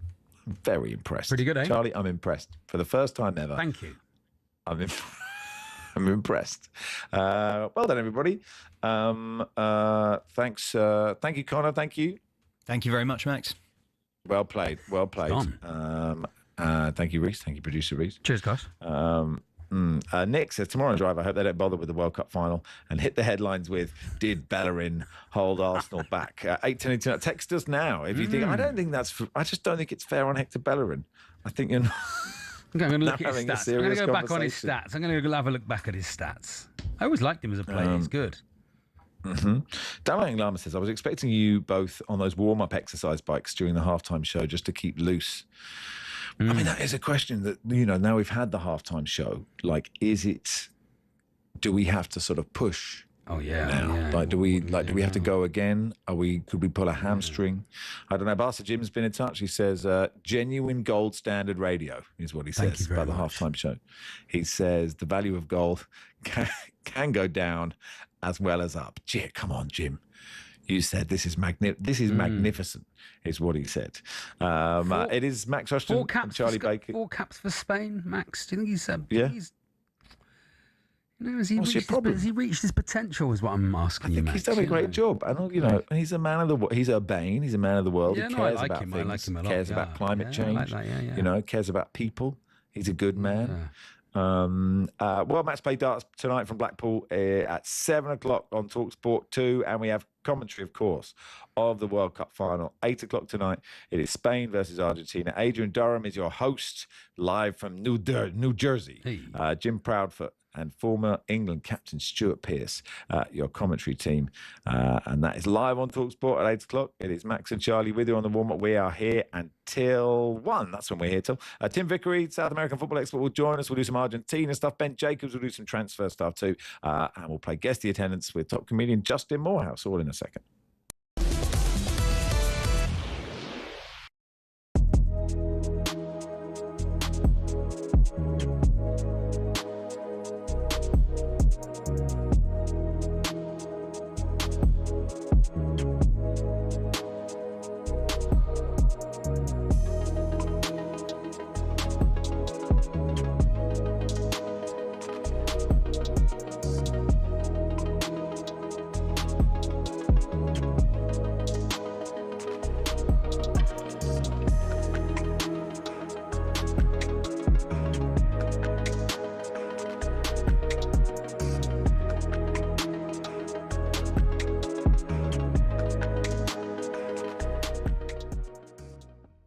It's 25 minutes. You're showing playing your against hands early. Argentina. Showing your And hands you've just early. gone, here. There you go. I'm Go so on, just attack disappointed. us. Attack v defence. Do you know what, Jay? I can't believe I'm having this conversation about Tuchel. I cannot believe I'm having this conversation. Sack him.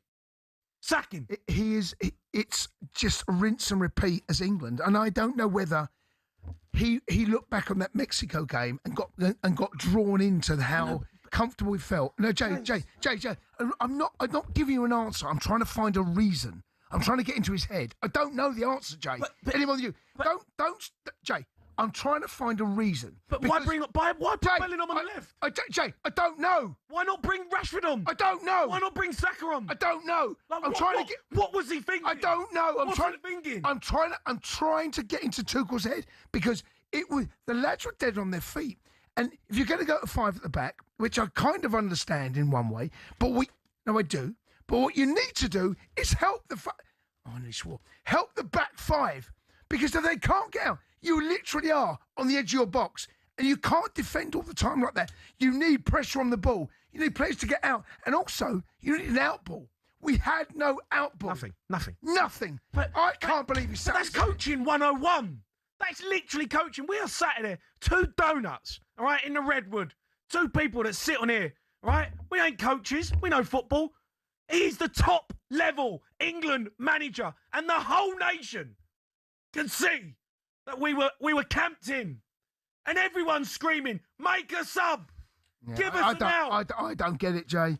I don't get it.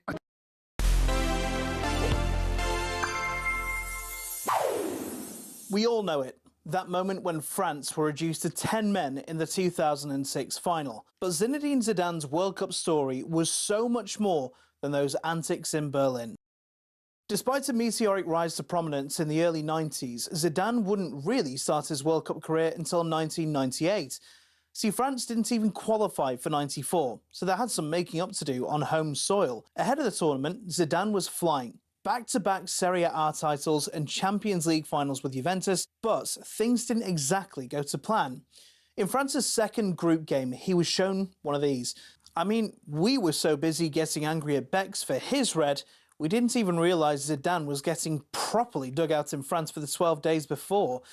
The French public demanded he be kicked out of the squad and sent home, but manager Aimé Jacquet held firm and brought him back 2 games later.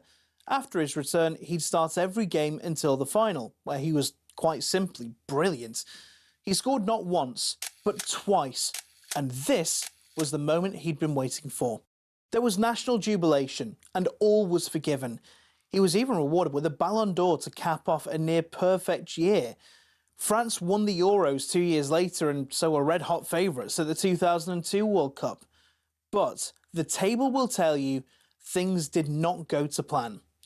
Now, come 2006, France, now captained by Zidane, are one of the favourites again, but they made hard work of it.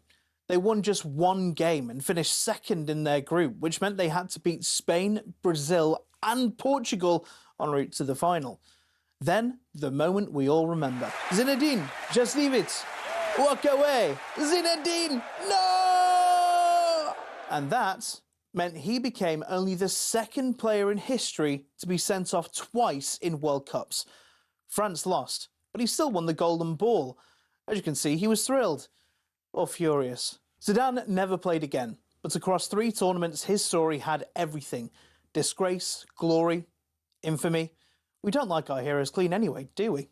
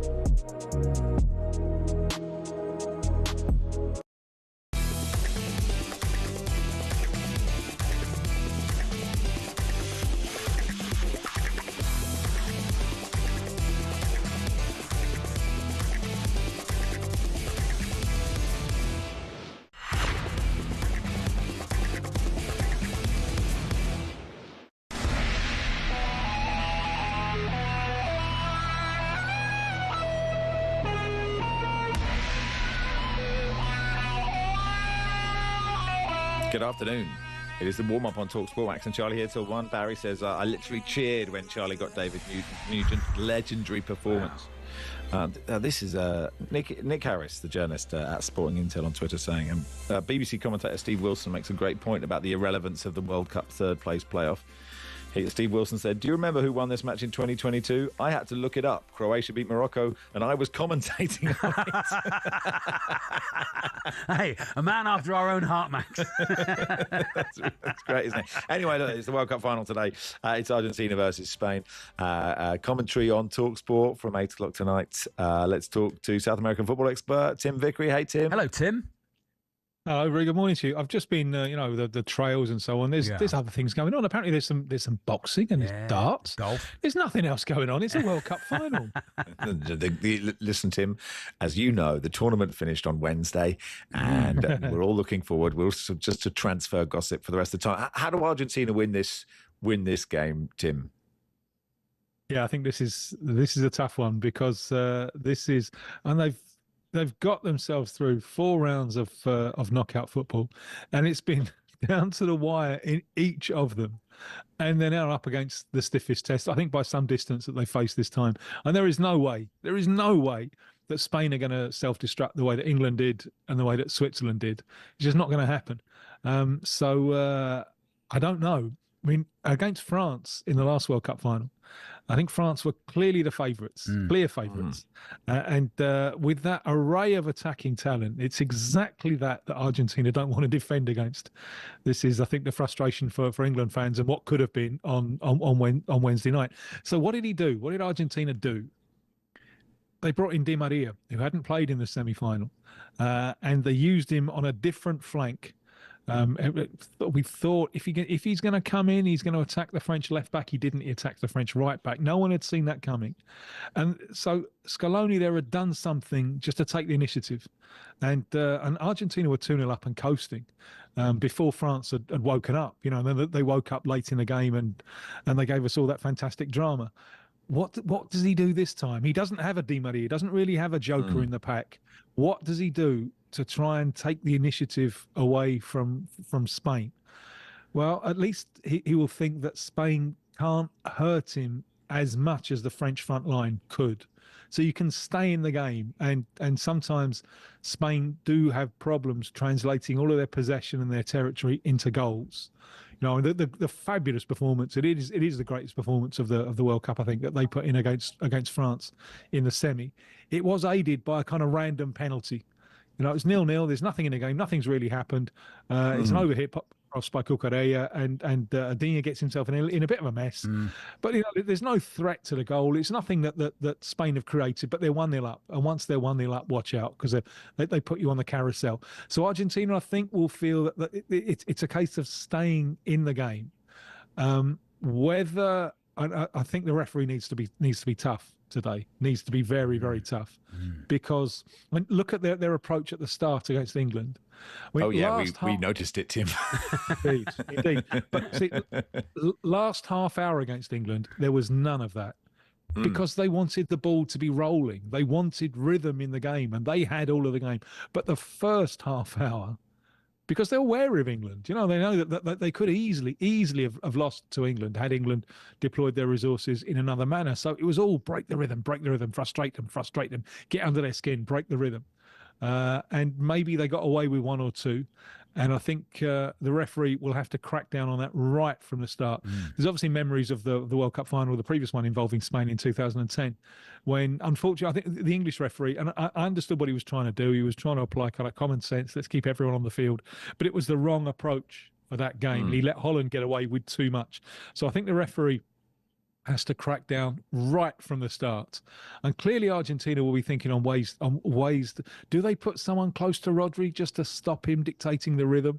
Will that be Enzo Fernandez, who they move about? Will it be Alexis McAllister? Will they do that?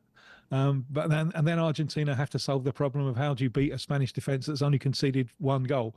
But I think that they will think that the longer they're in the game, the more chance that they've got later on. Is there an acknowledgement in Argentina that they are, you know, dirty S houses, or is that, you know, have we painted that picture? You know, do they embrace that, or because you're right, Argentina were really good in that last half hour, but by then, like, the myopia of watching that from an England point of view is just it's just Messi and 10 henchmen, and that is a sort of oversimplification of Argentina. No, not really. Similar thing with Paraguay. No, I mean, it is a similar thing. You've put the ball on the penalty spot now for me to plug my own book. Mundial is co-written with Oldham's finest Mark Birham of South American history of the World Cup. Read it, and you will find out why it means more to them than it does to anyone else. It's the World Cup is a kind of South American invention. You are seeing this is the biggest thing of Argentine patriotism, or Brazilian patriotism, or Paraguayan patriotism. It's roaring on your country in the World Cup. So whatever you need to do to stay in the game, and this team's love for it. I mean, they're still singing. Those of us with who are long in the tooth will remember this one, the 1990 World Cup, where they somehow battled through to the final, and they got the rough end of the stick in the final, which no one complained about because everyone wanted them to lose. But they lost to a dodgy penalty.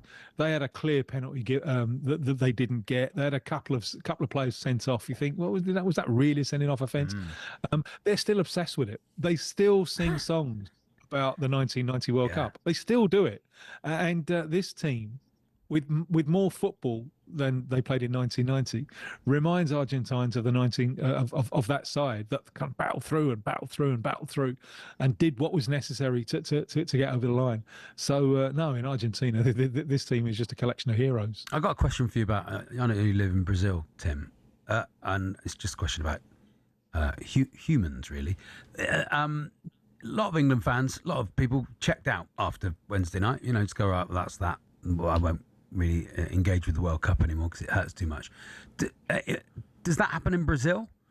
Oh yeah, because they're used to winning it. Obviously, they won it 5 times. Yeah. And so, are Brazilians interested in the World Cup anymore since they crashed out? Or oh yeah, loads are, but loads. I mean, there are many, just millions and millions, who are kind of World Cup supporters who might not necessarily follow football, but they're just fanatic about the World Cup while Brazil are in it. And Brazil go out, and it does feel like it's worse. I think it's worse in Brazil than it is in England because the expectations are higher. The expectations are always to win it. So yeah, when they crash out, loads just kind of. Now that they've had time to assimilate it because it's been a couple of weeks, Yeah. So I think they are more than ready to. And some of them are cheering for Argentina and Lionel Messi, and some of them are saying no, anyone but Argentina, because they don't really like Spain very much either. Because Spain have emerged as this force, playing lovely possession football at times, and I remember when Brazil beat Spain in the final of the Confederations Cup in 2013. Oh, Brazil loved that. I remember the goalkeeper, Julio César, saying, yeah. Well, see, what the Spaniards have to remember is that football has a hierarchy and we're at the top and they're not. And then obviously a year later, Julio César concedes 7 goals in a World Cup semi-final and probably wishes he hadn't opened his mouth. We probably do need to ask something or say something about Messi, because it's he is now kind of chilling out for games for a bit, and then he's not doing it for 90 minutes. But it's sort of extraordinary. I don't know if you thought when he went to MLS, look, he'll slow down a bit or he'll lose that ability. Not lose his ability, but you take my point. He just won't be able to affect games. But the fact that when it really matters, against England, against Egypt, it's extraordinary that he is doing this. Yeah, I actually think one of the reasons that he went to MLS was exactly that, so he would be fresher for these kind of moments. Mm-hmm. Because he was like this. I mean, I saw quite a few Argentina games in the stadium in 2014. Now that's 12 years ago. So how old was he then? He was 27. 27. Yeah, at his peak. But he spent loads of the game kind of wandering around with his head bowed in a centre circle as if he just dropped his wedding ring and was looking for it. And then he'd spark in. So he was like this even then. And the feeling then was that the European season was draining him, and he didn't have anything left at the end of the year. Now, obviously, now he's much older. So how can he save himself? How can he? Because he clearly decided around the 2019 mark, when he was beginning to fall out with Barcelona, he clearly decided that the Argentina national team was going to be his priority from then on. So what did he have to do in order to have success with Argentina? He had to change in a number of ways. One is that they're always a little bit inhibited by him because he didn't speak to anyone. He's just self-contained little man in his own little world. And he says himself, he's a strange fella.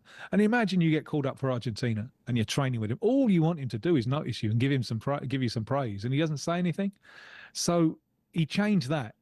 It was the Copa America of 2019 where all this started. Argentina didn't win it, but they emerged from it with a team and with Messi as its leader, which he'd never really been before. He'd now become the vocal leader, and he was surrounded by his fan club. So he got that right. But also, how does he keep himself fresh enough? Well, one thing is go to MLS, where the calendar's not particularly demanding, where he can pick and choose, and he can do whatever he wants. It's not the pressure to win the Champions League, and then he can keep himself fresh for the big moment for Argentina. And he kept us in suspense for a long time about whether he would play this World Cup. Even in the end of March, those FIFA dates, he wouldn't be pinned down. There was still this thing of, can I do myself justice? Well, he certainly has done himself justice. Yeah. I think he shouldn't have played. I think he shouldn't have played. Well, I think he made the wrong choice. There's an extraordinary irony here because 10 years ago in that very stadium, I was there, that very stadium in New Jersey, he announced his retirement from international football. Argentina had lost 3 finals in 3 years. And after the game, they lost on a penalty shootout, a Copa America final to Chile there in the States. And I think he put his penalty high over. He's not the greatest penalty taker. He put it high over the bar. And after the game, he said, "That's it for me. I'm jinxed. It's never going to work out with Argentina. So I'm stopping it now." You know, he's probably very glad that he changed his mind. Although several England fans like Charlie B might think differently. Could be his last game ever. Do you think? Well, possible. Yeah, I imagine that there'll be some kind of farewell thing for him. I imagine, you know. But you know, I mean, the next one, we know where Argentina's next World Cup game is going to be. It's going to be in Buenos Aires. This bizarre World Cup where you've got, you know, it's happening in Spain, Portugal, and Morocco. But you've got, as it stands, you've got one game in Argentina, one game in Uruguay, one game in Paraguay. They're lobbying to get more games, but there you go. Midwinter in Argentina, absolute blazing Mediterranean summer in Spain, Portugal, and so on. But he's at 40, he'll be pushing 43 then. Can you really see it? I probably can't, although never write him off. I suppose that's one of the lessons that we learned. So, has I imagine. Has he done his badges, Tim? Has he been down? Stevenage. He's going to go to Stevenage, manage Stevenage. Badges. Player coach. Yeah, well, as a local of the area, I think he should go for Hemel Hempstead Town rather than Stevenage. Quite frankly, I can't ever imagine him as a coach. I can't. I just don't think it's. You know, there's some of them. You look at them and some players, you think, yeah, that's coaching material. But him, I just can't see it at all. It would mean a lot of talking to a lot of people. He wouldn't get into talk. Messi and Hemel would be good. Up in Hemel. We've got Jordan Young, so we don't need him. We're all right. Anyway, thanks, Tim. Enjoy the game. Thanks, pal. Cheers. Thanks a lot. Tim Vickery there, South American football expert. It's Max and Charlie here until 1. Ben Jacobs will join us. He's been in the US for most of the World Cup, so we'll talk about the off-pitch stuff. We'll do some transfers with him as well.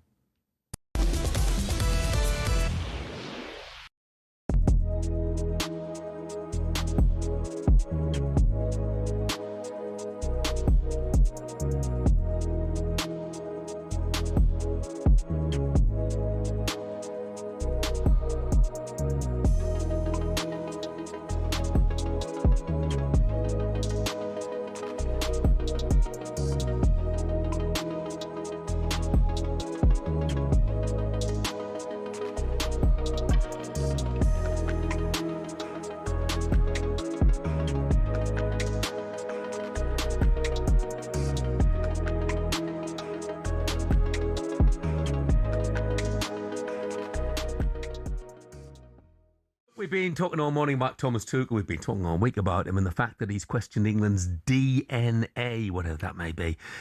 He said, I think ball possession plays a crucial role. It's maybe not in our DNA as it is in the Spanish or Brazilian or Argentinian DNA. To take the ball and control the game and the ball, which is a big problem. What do you make of that, Ben? Watching the Spain game the other night against France, that's how you keep the ball. And I think it comes down to bravery. We've got the players to do it, we've got the ability to do it, but it comes down to bravery. And I think once them England players put that shirt on, when it comes to the crunch moments, that's the bit that is lacking a little bit. We've definitely got the ability to do it. We've got the players to be able to do it. You watch Spain, and when they went 2-0 up, even when they were 1-0 up, they just kept doing it. You've got Fabian Ruiz and Rodri in the central midfield. At one point, they're playing two-touch over the French midfield. They're keeping the ball nice and calm. And I'm just thinking... They had a good structure as well, though. Really good structure, but they're drilled on it. And there's a lot of people saying, well, why can't we be drilled on it?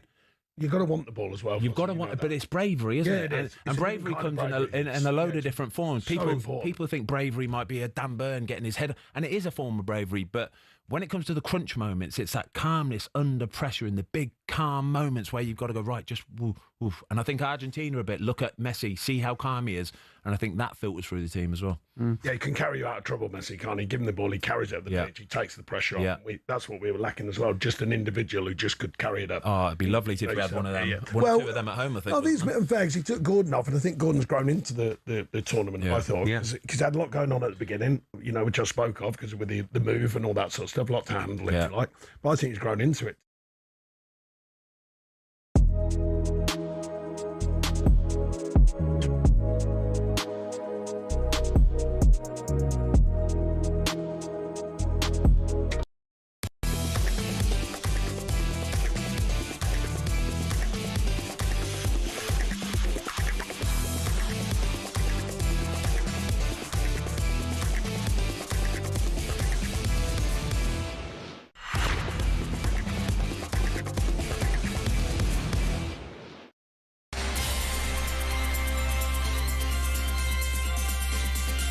Good afternoon. It's the warm-up on talkSPORT. Max and Charlie with you till 1. We'll cross to Ben Jacobs in just a second. He's been at in the US for most of the World Cup. We can talk about the off-the-field stuff and the on-the-field stuff and do some transfers with him too. Before that, Guy Swindles at Lords watching England versus India in the ODI. England started well. They have really started well. They're 105 without loss. We're in the 17th over. Jacob Bethel has just brought up his 7th score of 50+ for England. He's 50 coming off just 51 deliveries, 8 fours and a huge 6. He and Ben Duckett on 35 not out, building the base England need if they're to go on and win this match and grab the series. They were elected to win, won the toss, elected to bat, 106 without loss. Thank you. Let's talk then to Ben Jacobs, our transfer guru. Our reporter's been out in the States for most of the World Cup. You still there, Ben? Where are you at the moment? No, back in the UK now ahead of the World Cup final, but fascinating following the US from the West Coast and trying to break some transfers as well, 8 hours behind. Oh, yeah. God, so busy. Can't you leave your sources alone just for when you're at the World Cup, Ben? You just have some time off. I mean, it'd be interesting to see in the final. We've seen Trump stay away from the World Cup pretty much, and then we had Gianni saying, we couldn't have done this without you, and it's the greatest social experiment in the history of mankind, and more obsequious. I was about to swear nonsense. I wonder what reception Trump will get at the final today. Yeah, I think generally if we look at Trump at sports events, there's kind of this narrative where he curses the team that he watches, but that's predominantly when he's been, for example, at a Knicks game or watched a Super Bowl and the home crowd don't like him. And within New York, he has been booed in the past as well. But we're talking about mainly football fans here from Argentina and Spain, and there'll be a lot from both as well. So I'm not sure the actual audience inside the New York, New Jersey stadium will be as American-centric as maybe at other sports events that Trump has come to. He got a mixed reception at the Club World Cup, which Chelsea won a year ago. And that is the big question, really. Donald Trump constantly praised for being so integral to this World Cup. And there's no doubt that the White House played a pivotal role in supporting FIFA, who will be able to bill this as the biggest and ultimately the best World Cup, because they're looking at things like cumulative attendances and money that they've brought in and sponsors. And I do think from a purely football side, it has been a success as well. And yet you've got that backdrop of sport versus politics, maybe be an unhealthy relationship between Trump and Infantino. UEFA federations not necessarily that happy about it either, but let's see if they do anything about it. But now we're in the final, and it's probably the final that FIFA wanted, because it's Argentina and Messi versus the number 1 ranked side in the world. They got all 4 of their top seeds reaching the semi-finals of the tournament, and this gives Infantino, of course, a platform therefore to say, let's expand this World Cup further, maybe as early as 2030.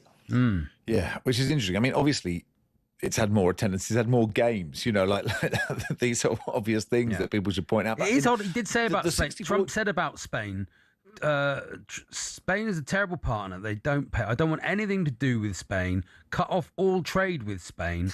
Don't even talk to them. They're hopeless, bad people. There are a couple of others, but in particular, Spain. So if he has to present the trophy to Spain that'd be good today, right? Is that not going to be a bit orcs? Yeah, I mean, somewhat awkward, but this is Donald Trump, who is not afraid to brazenly go into the celebration huddle. He might even be lifting the World Cup trophy with Spain rather than only presenting it if they're victorious. This is a president that is happy to get involved in topics such as Flo Balogun's red card, whilst at the same time saying that he didn't really know that much about what a red card was or what the consequences were. So Donald Trump is not afraid to change his position. And that's kind of the challenge, that he says so much, but he contradicts himself so much. Yeah. So watch him after this game, if Spain wins, say what a great country it is, what a beautiful football team it is, and how he'd love to have further diplomatic relationships with them, and just hope that we've forgotten about the quotes that you've just mentioned. And he says so much that contradicts himself that eventually you take everything with a pinch of salt. And that's why I think there'll be no bad blood, there'll be no issues if he has to present Spain with the World Cup trophy. And ultimately, people will forget the fact that Trump presenting the trophy, big win for Gianni Infantino, but still we don't have an explanation as to why the World Cup final will be the first game that Trump's attended all tournament. Yeah, look, beyond Trump, Gianni, you know, has sort of pretty much just total control over FIFA, and you know, the halftime show suddenly is half an hour, hydration breaks, which, you know, I think I can't speak for every listener, you know, are terrible, you know, just basically a waste of time unless they are really needed. Can you see those permeating into the game further than international football? I can see them being debated, because when you're a tournament organizer, and we all know what they really are, not hydration breaks, but commercials, essentially, so you can make more money. And the only kind of caveat is that there are some coaches that like the ability to be able to have a huddle and speak to their players midway through each half. But they've been booed in almost every game that I've certainly attended, and I'm sure that will be the case at the World Cup final. And there's an irony in all of this, because Pierluigi Collina, who heads up the referees team, has been tasked with speeding up the game. And so much of the innovation has done that and been relatively welcomed in terms of the speed that they can now discern an offside, the manner in which they can change the decision for a corner or a throw-in, as long as they do it before play naturally resumes. The ref cam, I think, gives you a fresh perspective.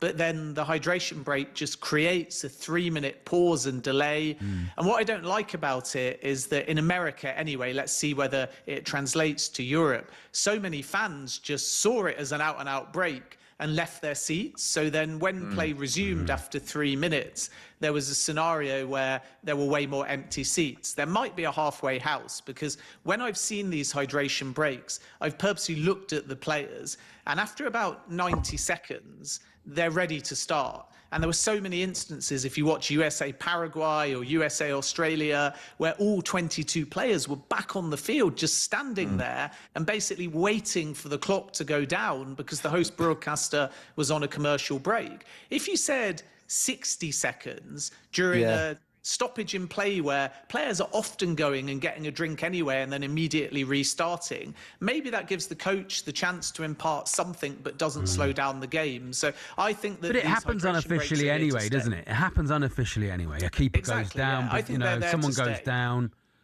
And you could see the players by the end of the tournament sort of trying to get to them trying to get to the hydration Well, break, that's interesting in that it does change. It changes when the momentum, and you think if we can get to this, we can have a break. I mean, there were good moments where you're right, all the players are out, Ben, and we have to listen to another minute of "I Want to Dance with Somebody" really loudly, and go, "What we do?" Anyway, stay where you are, Ben. It's a good song. Ben, It's a banger. Ben Jacobs with us. We'll do some transfer stuff. Talk about Morgan Rogers to Chelsea, amongst other things, in just a second.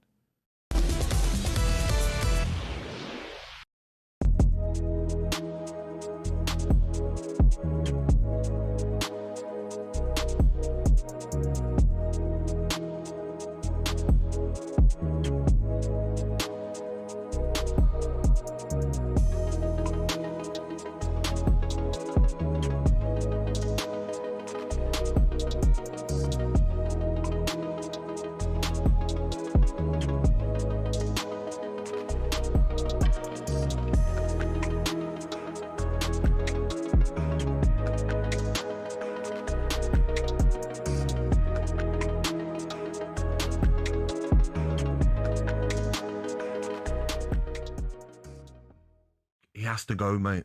I'm sorry, Jeff. Like, when we are paying £8 million for a foreign coach to come in and win us our first trophy since 1966, and that's what he does in a semi-final for an Argentinian side that were there for the taking, and to do what he did, 10 times worse than anything Southgate's ever done negatively, I'm sorry, he has to go, mate. Simple as that. The FA have to make a decision, and I just didn't like his interview, the arrogance of his interview, no regrets. Yes, you have got regrets, mate. You've got regrets. There was loads of trouble after the game across the country. Everyone was together. And that's on you, Thomas Tuchel. That's on you. The negativity, cowardly tactics. You can't blame the players. I'm hearing people say, Jeff, that, the players on the pitch have got to make decisions. There's some experience. No, you listen to your coach. Your coach tells you to play a certain formation. You listen to him. Yeah. He has to go. Simple as that. No foreign coach has ever won the World Cup. Maybe for a reason. We've given it a go now again with a foreign coach, and that's what he's done. I mean, Alan here has just tested the same sort of thing you were saying. So Tuchel's shortcomings have been exposed. What about the players' shortcomings? Well, look, the players, we've got 6 defenders on. We've got 4 central defenders on at the end for the cross that Messi puts into Laura Martinez. So, yes, I get that. But ultimately, the can has to be carried by the coach, especially with the negativity.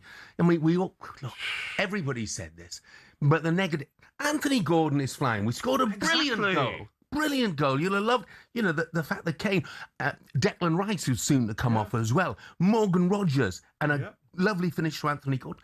And Gordon's feeling 10 feet tall, so what do we do? Oh, we'll take him off.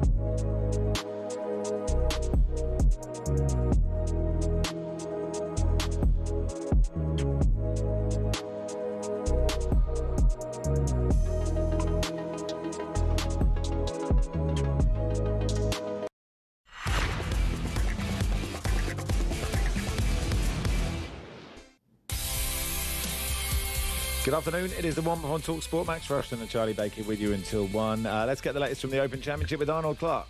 The Open Championship update on talkSPORT with Arnold Clark. Buy a used car and get a free 2-year service plan. Final day at Royal Birkdale. Gabby Partington is watching for talkSPORT. Hey, Gabby. Hey, Gabby. Hello, guys. How are you doing? Very well, thank Yeah, you. good. Looking forward to the afternoon's golf. Oh, aren't we all? The sun is shining and it looks like a great day out on the links. Look, we are well into the afternoon. There's about 28 of 39 groups already out there on the golf course. And actually, of those, it's Cameron Young who's putting on the early pressure thanks to 2 birdies in his first 2 holes now. So he's 5 under and into the top 10. 2 shots further back, Rory McIlroy, he's made a hot start with a birdie on 2. He's just missed an eagle opportunity. He's got a birdie putt coming up here on 5. I'll keep you updated on that one.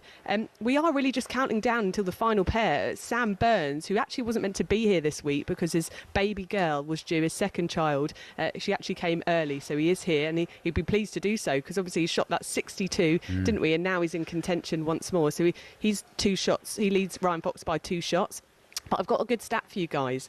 Each of the last 25 Open champions have been in the top 10 entering the final round. So you'll be very much pleased to know that Tommy Fleetwood sits tied for 9th, 5 shots back, and he gets underway in an hour. I hope a lot of Southport here rooting him on. And I mentioned top 10. Bryson DeChambeau, he's actually the only player in that bunch of names in the top 10 who's won a major. So he's won 2 US Opens, as you know. He heads out about 10-2 alongside Jackson Suba, who's really actually impressed this week. He's never played links golf, his first time in Europe. He's also making his Open debut and it is not showing. So it seems wide open, doesn't it? We are expecting a cracking final round. Are you guys going to be tuning in? Fleetwood was 7 under, wasn't he? And he seems to tighten up when he gets towards the top of the leaderboard. He tightens up a bit, which I don't know if that's good for a Sunday and you're at hometown. Well, you can imagine. I feel like, the whole of Southport is rooting for him, which is great. It's really uplifting you, but at the same time, there's probably so much pressure on your shoulders too. But he's in a good position. As I mentioned, he is 5 shots back, so it's very much in it. And I think Shane Lowry said after his round yesterday, he said anyone in the top 20, if they can produce a low one, has a chance to lift the claret jug. So who knows? Cheers, Gabby. Gabby Parton there watching for talkSPORT updates throughout the day. Let's go back to Ben Jacobs. Ben, Morgan Rogers to Chelsea is really interesting because all the rumours were that Arsenal were in for them. So Chelsea kind of gazumped Arsenal. Is that how you see it? Yeah, so the Chelsea co-owner Badadeg Barley played a vital role in direct negotiations with Aston Villa, and essentially Chelsea met the asking price, 1 million more, and that's no coincidence, than the 116 million that saw Elliot Anderson move to Manchester City from Nottingham Forest. And Villa, in an inflated market and with demand for Rodgers, were able to get a superb price. I think it's a deal that suits all parties. And as you say, Arsenal were there for weeks. Mikel Arteta spoke to the player, but Arsenal had decided we're going to make a formal bid after the World Cup, and Chelsea kind of pre-hijacked that by moving really quickly in the last 24 to 48 hours. Rodgers had never said that he only wanted one club. He was listening to more than one club, and some of these talks, of course, started before the World Cup. Chelsea were always there, as we reported on talkSPORT. PSG and Manchester United had shown an interest as well. But in the end, the Chelsea project, the role of Xabi Alonso also speaking directly to the player,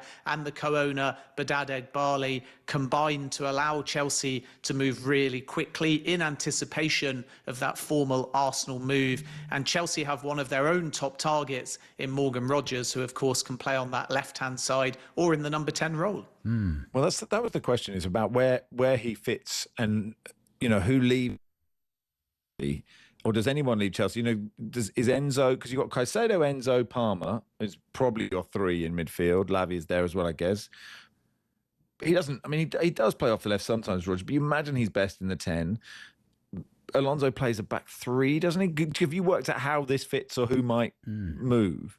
Yeah, so in pre-season, even though they've only played one game behind closed doors, Chelsea actually lined up in a 4-2-3-1. So that would allow dispensation for Rodgers and Cole Palmer and, of course, Enzo Fernandez to play together, plus Moises Caicedo. But you would think Enzo Fernandez is given more of a rigid role. But don't forget, at Benfica, and when he was signed for Chelsea, he was a number 6 specialist. It was only at Chelsea that he was given far more freedom to get into the 8 or the number 10 role. In addition, Rodgers was actually pitched, given Alejandro Garnacho is expected to depart, as the left-sided starter or player. Now, whether that means 2 10s and he's the one on the left and Palmer's the one on the right, or whether that means an out-and-out left winger, we'll have to wait and see. And as you rightly say, Xavi Alonso's preferred formation is a back three. Maybe he reverts to that as more players come in terms of the senior ones that are at the World Cup and new signings, and he starts to understand if he's going to have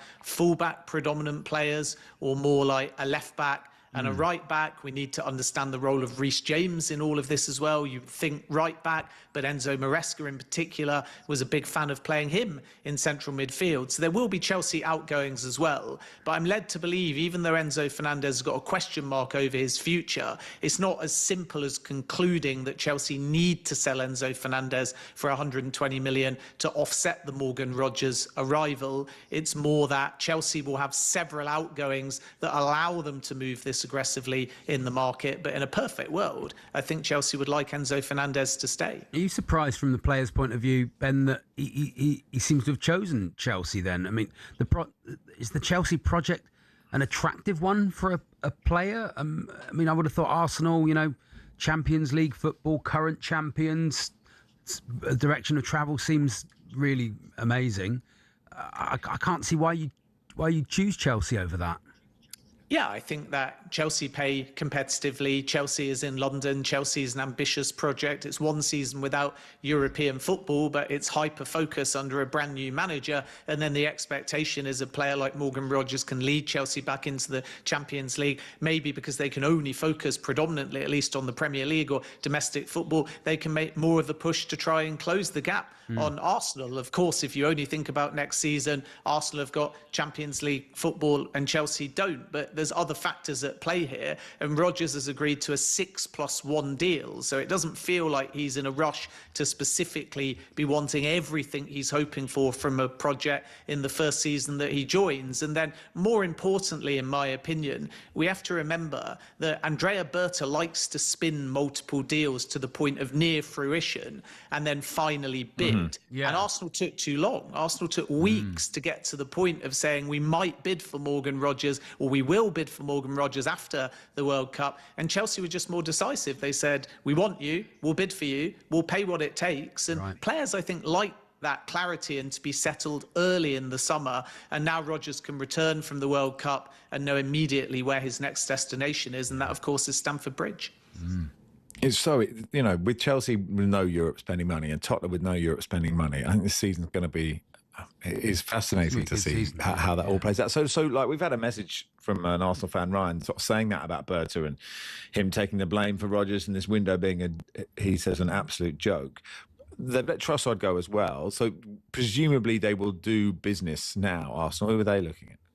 Yeah, Solis has already arrived, let's not forget, from Club Brugge, and he's seen as the Trossard replacement. Arsenal are looking for that starting left winger or attacker, and potentially, in addition, a more versatile box office number 9. I think both of those are high priority. We need to keep an eye on the Julian Alvarez situation. We know that Barcelona is the player's preference. Atleti have said repeatedly in public they don't wish to sell, but let's see if that's grandstanding after the World Cup or the door opens, and do Atleti, if they are to sell because the player's going to push, prefer to do so to a non-La Liga rival. So Arsenal are alert to that opportunity, but it's a difficult deal. Junior Krupi is on the list. There's appreciation for Bradley Barcola. Arsenal haven't made any movement yet. Liverpool are arguably the Premier League team doing the groundwork in case he genuinely becomes available. But Arsenal have got options there. And then central midfield, I expect Arsenal to strengthen in. We know they've not yet placed a direct formal bid to Newcastle United for Bruno Guimaraes,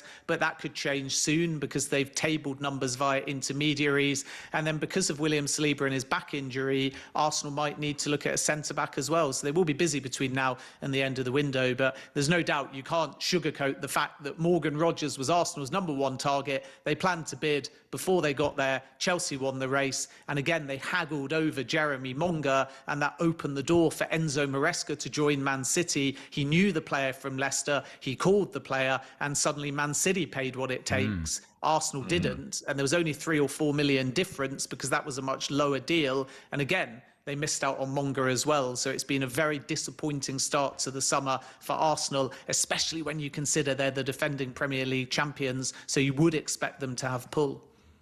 Yeah, finally, Ben, we've seen like Anderson and Rodgers for 117, 118. We've seen like Tonali, Fernandes, 80 odd million. Are there going to be any more absolutely massive transfers, of the sort of 80, 90, 100 million? Do you see? I think it's almost just the norm. Like, we nonchalantly refer to Morgan Rogers at 117, and if Arsenal could have got him for 80, 90 million, people might have suddenly said it's a bargain, because this window is just crazy inflated, and every deal that happens, other clubs are using that valuation to inform their own valuations. So Christian Romero, if he goes, for example, to Inter or to Barcelona, then Tottenham are ultimately going to be pointing to the fact they had to pay 52 million for Jan-Paul van Hecke with 1 year left on his deal. And of course they want more. Maxence Lacroix for Chelsea, and Arsenal have made an inquiry, is going to be more than Jan-Paul van Hecke. So the starting valuation there is 55 million. PSG and Yan Diomande likely to be 100 million pounds or more. If Bradley Barcola goes to Liverpool or potentially Arsenal, that's going to be a really box office and expensive deal. And I have to say, if Arsenal want Bruno Guimaraes, Newcastle United are perfectly entitled to say that valuation starts at 80, 90 or 100 million. Why? Because we're not dealing with individual out of context transfers where you go, that's a crazy price to ward off the market. There's actual proof of other transfers of players going for crazy money. And when it's Premier League to Premier League in particular, I think it's going to be really difficult for any potential buying club to find value in the market. Good stuff, Ben. Thanks for coming on, pal. Thanks a lot. Thank you. Ben Jacobs there. Even when Gaza went to Tottenham for 2 million. 2 million? £2 million. It's a lot, isn't it? Waddle went to Marseille for 4 million. Lee Sharp to Man United for £185,000. Max. When we sold Dion to Man United for £1 million, I was so excited. I couldn't believe it. I was so proud. I was proud. What have I done? I was proud. Rodney Jack to Crewe. Rodney Jack. For £275,000, Max. Is that your record? Imagine that.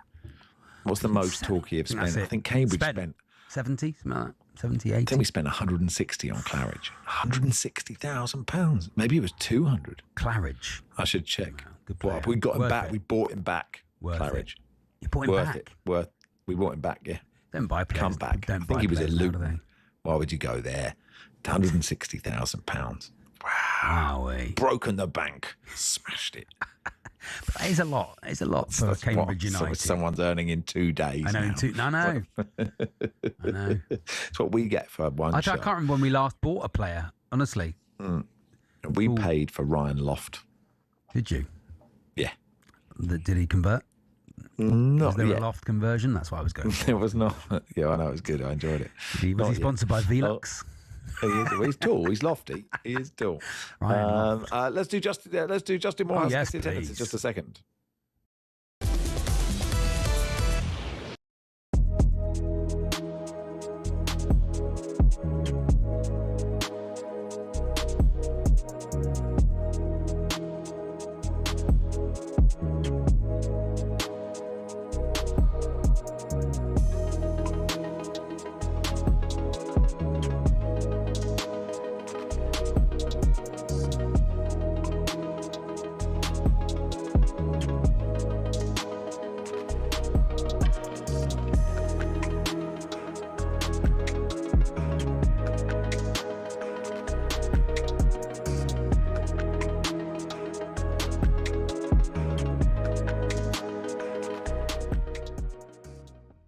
I wonder whether he went back, muscle memory, whether he's gone back to what happened against Mexico, where we dealt with 5 at the back and they threw things at... But this ain't Mexico. There's 20 minutes left. It's 20 minutes of normal time, Jace. It's more than that. And we had a man sent off against Mexico. You could almost accept it. I know. You're playing against Argentina. You can't sit off for 25 minutes against Argentina. He absolutely bottled it. Thomas Tuchel's cost us the World Cup. He cost us the World Cup. We're 1-0 up. Played well first half. All right, cagey affair. We go 1-0 up. Be brave. Be brave, Thomas. This is what we brought you in for. We brought you in for this moment. We got rid of Southgate because he bottled it, because he weren't brave. We brought you in for now to make that decision. We're 1-0 up in a World Cup semi-final. Bring on Rashford. Bring on Saka. And if they score, they score. But at least we're going to go down fighting. At least we're going to go down with some pride. We fell out of the World Cup in disgrace because of him. Because of him. And we brought him in for this job. This is what we brought him in for, to get us over this line. And it's the same old England, same old crap, same old guff that I have to watch every tournament that we're in. And it's the manager's tucked us up again. Tucked us up. We're dead on our feet. Got Morgan Rogers playing right wing, Jude Bellingham on the left. Brings on Nico O'Reilly. We can't get out. Harry Kane's done nothing. He's dead.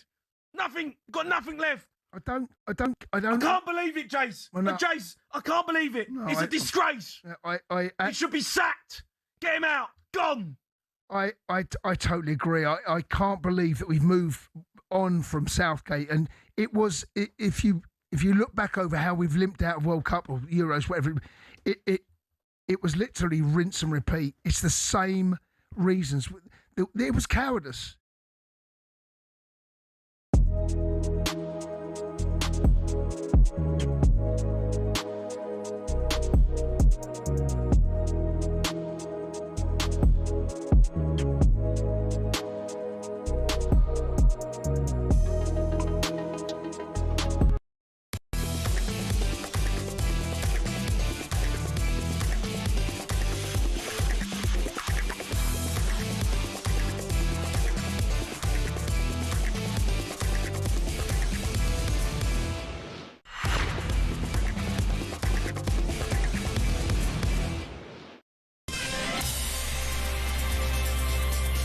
Okay, then let's play Guess the Attendance. Today, top comedian Charlie Baker takes on top comedian Justin Morehouse. Welcome, Justin. Good morning. Hi, guys. How are you? Hi, Justin. Lovely. Yeah, good. You okay? How are you? I'm all right. Thank you very much. Yeah, you look well. You look really well. You ready? Thank to you. play Although Yeah. I've got something going off in my office, like a noise, and I don't know what it is. Oh, can we hear it? Oh. Try and work it out. What's that noise? What's that That'll never noise? catch on radio, Charlie. What's that? Oh. Oh, what's happened? It's something to do with you. I think it was something to do with your microphone. You sounded good, and now you sound sounded terrible. good. Now you've turned something off, and your mic's gone. No, your mic's gone Oh, mad. God. Your mic's gone wild. We should never have sound asked like for a it. robot. Oh no, go out and come in again. Oh no, Justin. Go out and come in again, Justin. Oh, no. Justin. Go out and come back in again. Out. He's turned into He's a gone robot. AI. Turned into There a he's robot. gone. He's He's just gone in AI. AI. Whoa. No, we What do you can't mean? hear you, Justin. You sound like a robot. It's Justin AI. I've never met him. No. You sounded good. You and then sounded Charlie good. said, "What's that noise?" And now you sound terrible. I don't know if you turned something off or on. Yeah, go out and come in again. log out and log in again. That's Go what out we and said. come back Turn in it on again. and off again. Yeah. Turn it off and on again. It's our last World Cup can't show, have Max. What's your World Cup highlight? My World Cup. What a great question, Charlie. I'm going to say two things. One is, I think Pico Lopez Cabral, the second equaliser for Cape Verde against Argentina, top right hand corner, absolutely unbelievable. And just why couldn't they have won it, or why couldn't have Switzerland beat Argentina, or why couldn't? And my other is, of course, Paraguay. No, record. That was good. That is absolute peak moment. I've watched every minute of every game. Well done, Max. And well done. I deserve. Some people say that this job is easy, and I expect. But let me tell you, when you get back home to Australia and your wife will meet you with your two children, who she's been looking after for the whole of the 6 weeks you've been away, I expect she'll give you a round of applause and say. And she'll say, "You must be sit down for a couple of days." She'll say, I'll "You take must be these lads out. exhausted. Let me take the boys out and you can have a sit down." Yeah, so I have, is this talk Metal Mickey, says Shawnee. I fly from New York on Monday. I have 30 hours of transit. I land and Jamie is going to hand me two children and she is going to a hotel for 2 nights. And I hopefully will remember how to parent. You can parent. The amount of times I've said, "Don't worry, when I get back, I'll do everything." And I'm hoping within about 5 days, she also goes, "Okay, well, I'll do I'll tell you what. I'll do something." They'll have grown, Max. You'll be shocked. Yeah, I know. They'll no, have grown. Honestly, You'll be really surprised. It's a real shock when you away I from don't them for a like bit. sort of saccharine parenting stuff, but I miss them incredibly, and I cannot wait to get home. Yeah. But within half an hour, I'll be like, oh, Sunset Boulevard. Tim was Vine's nice. been on. He says, impressed we got just- a Dalek as a guest. So that's exciting. Yeah. Hey, Justin is Justin. back. Hey, Hello, Justin.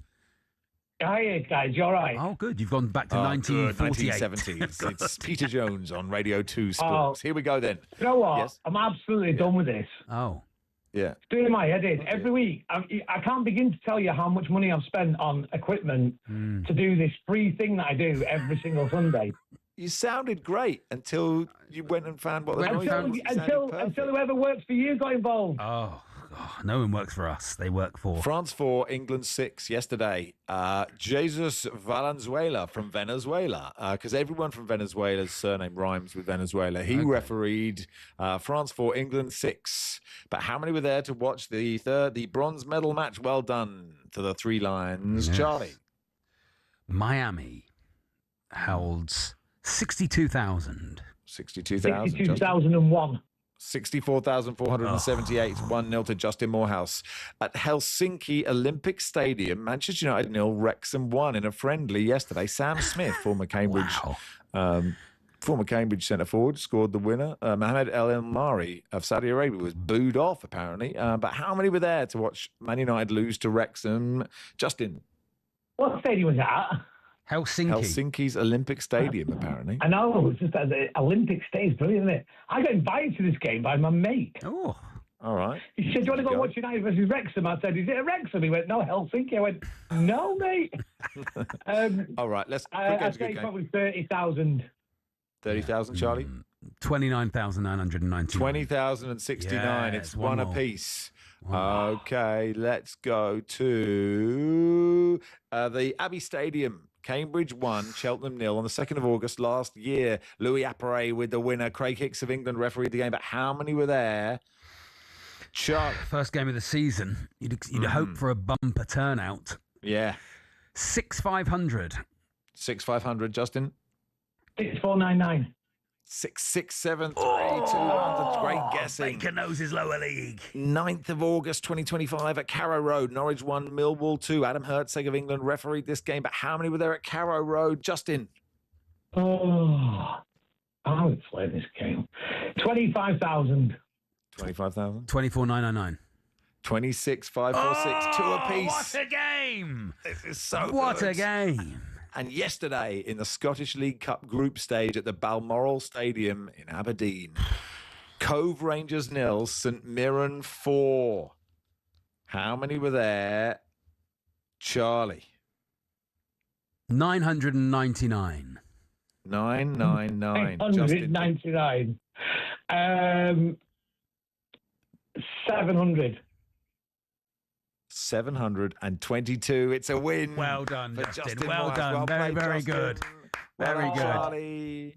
If anybody knows anything about computers, can they come to my house? Yeah, someone go around Justin's pop round right now, please. Andy Brassel and Kevin Hatchard are next. Thanks, Charlie. Thanks, Thank you, Justin. Max. Cheers, everybody.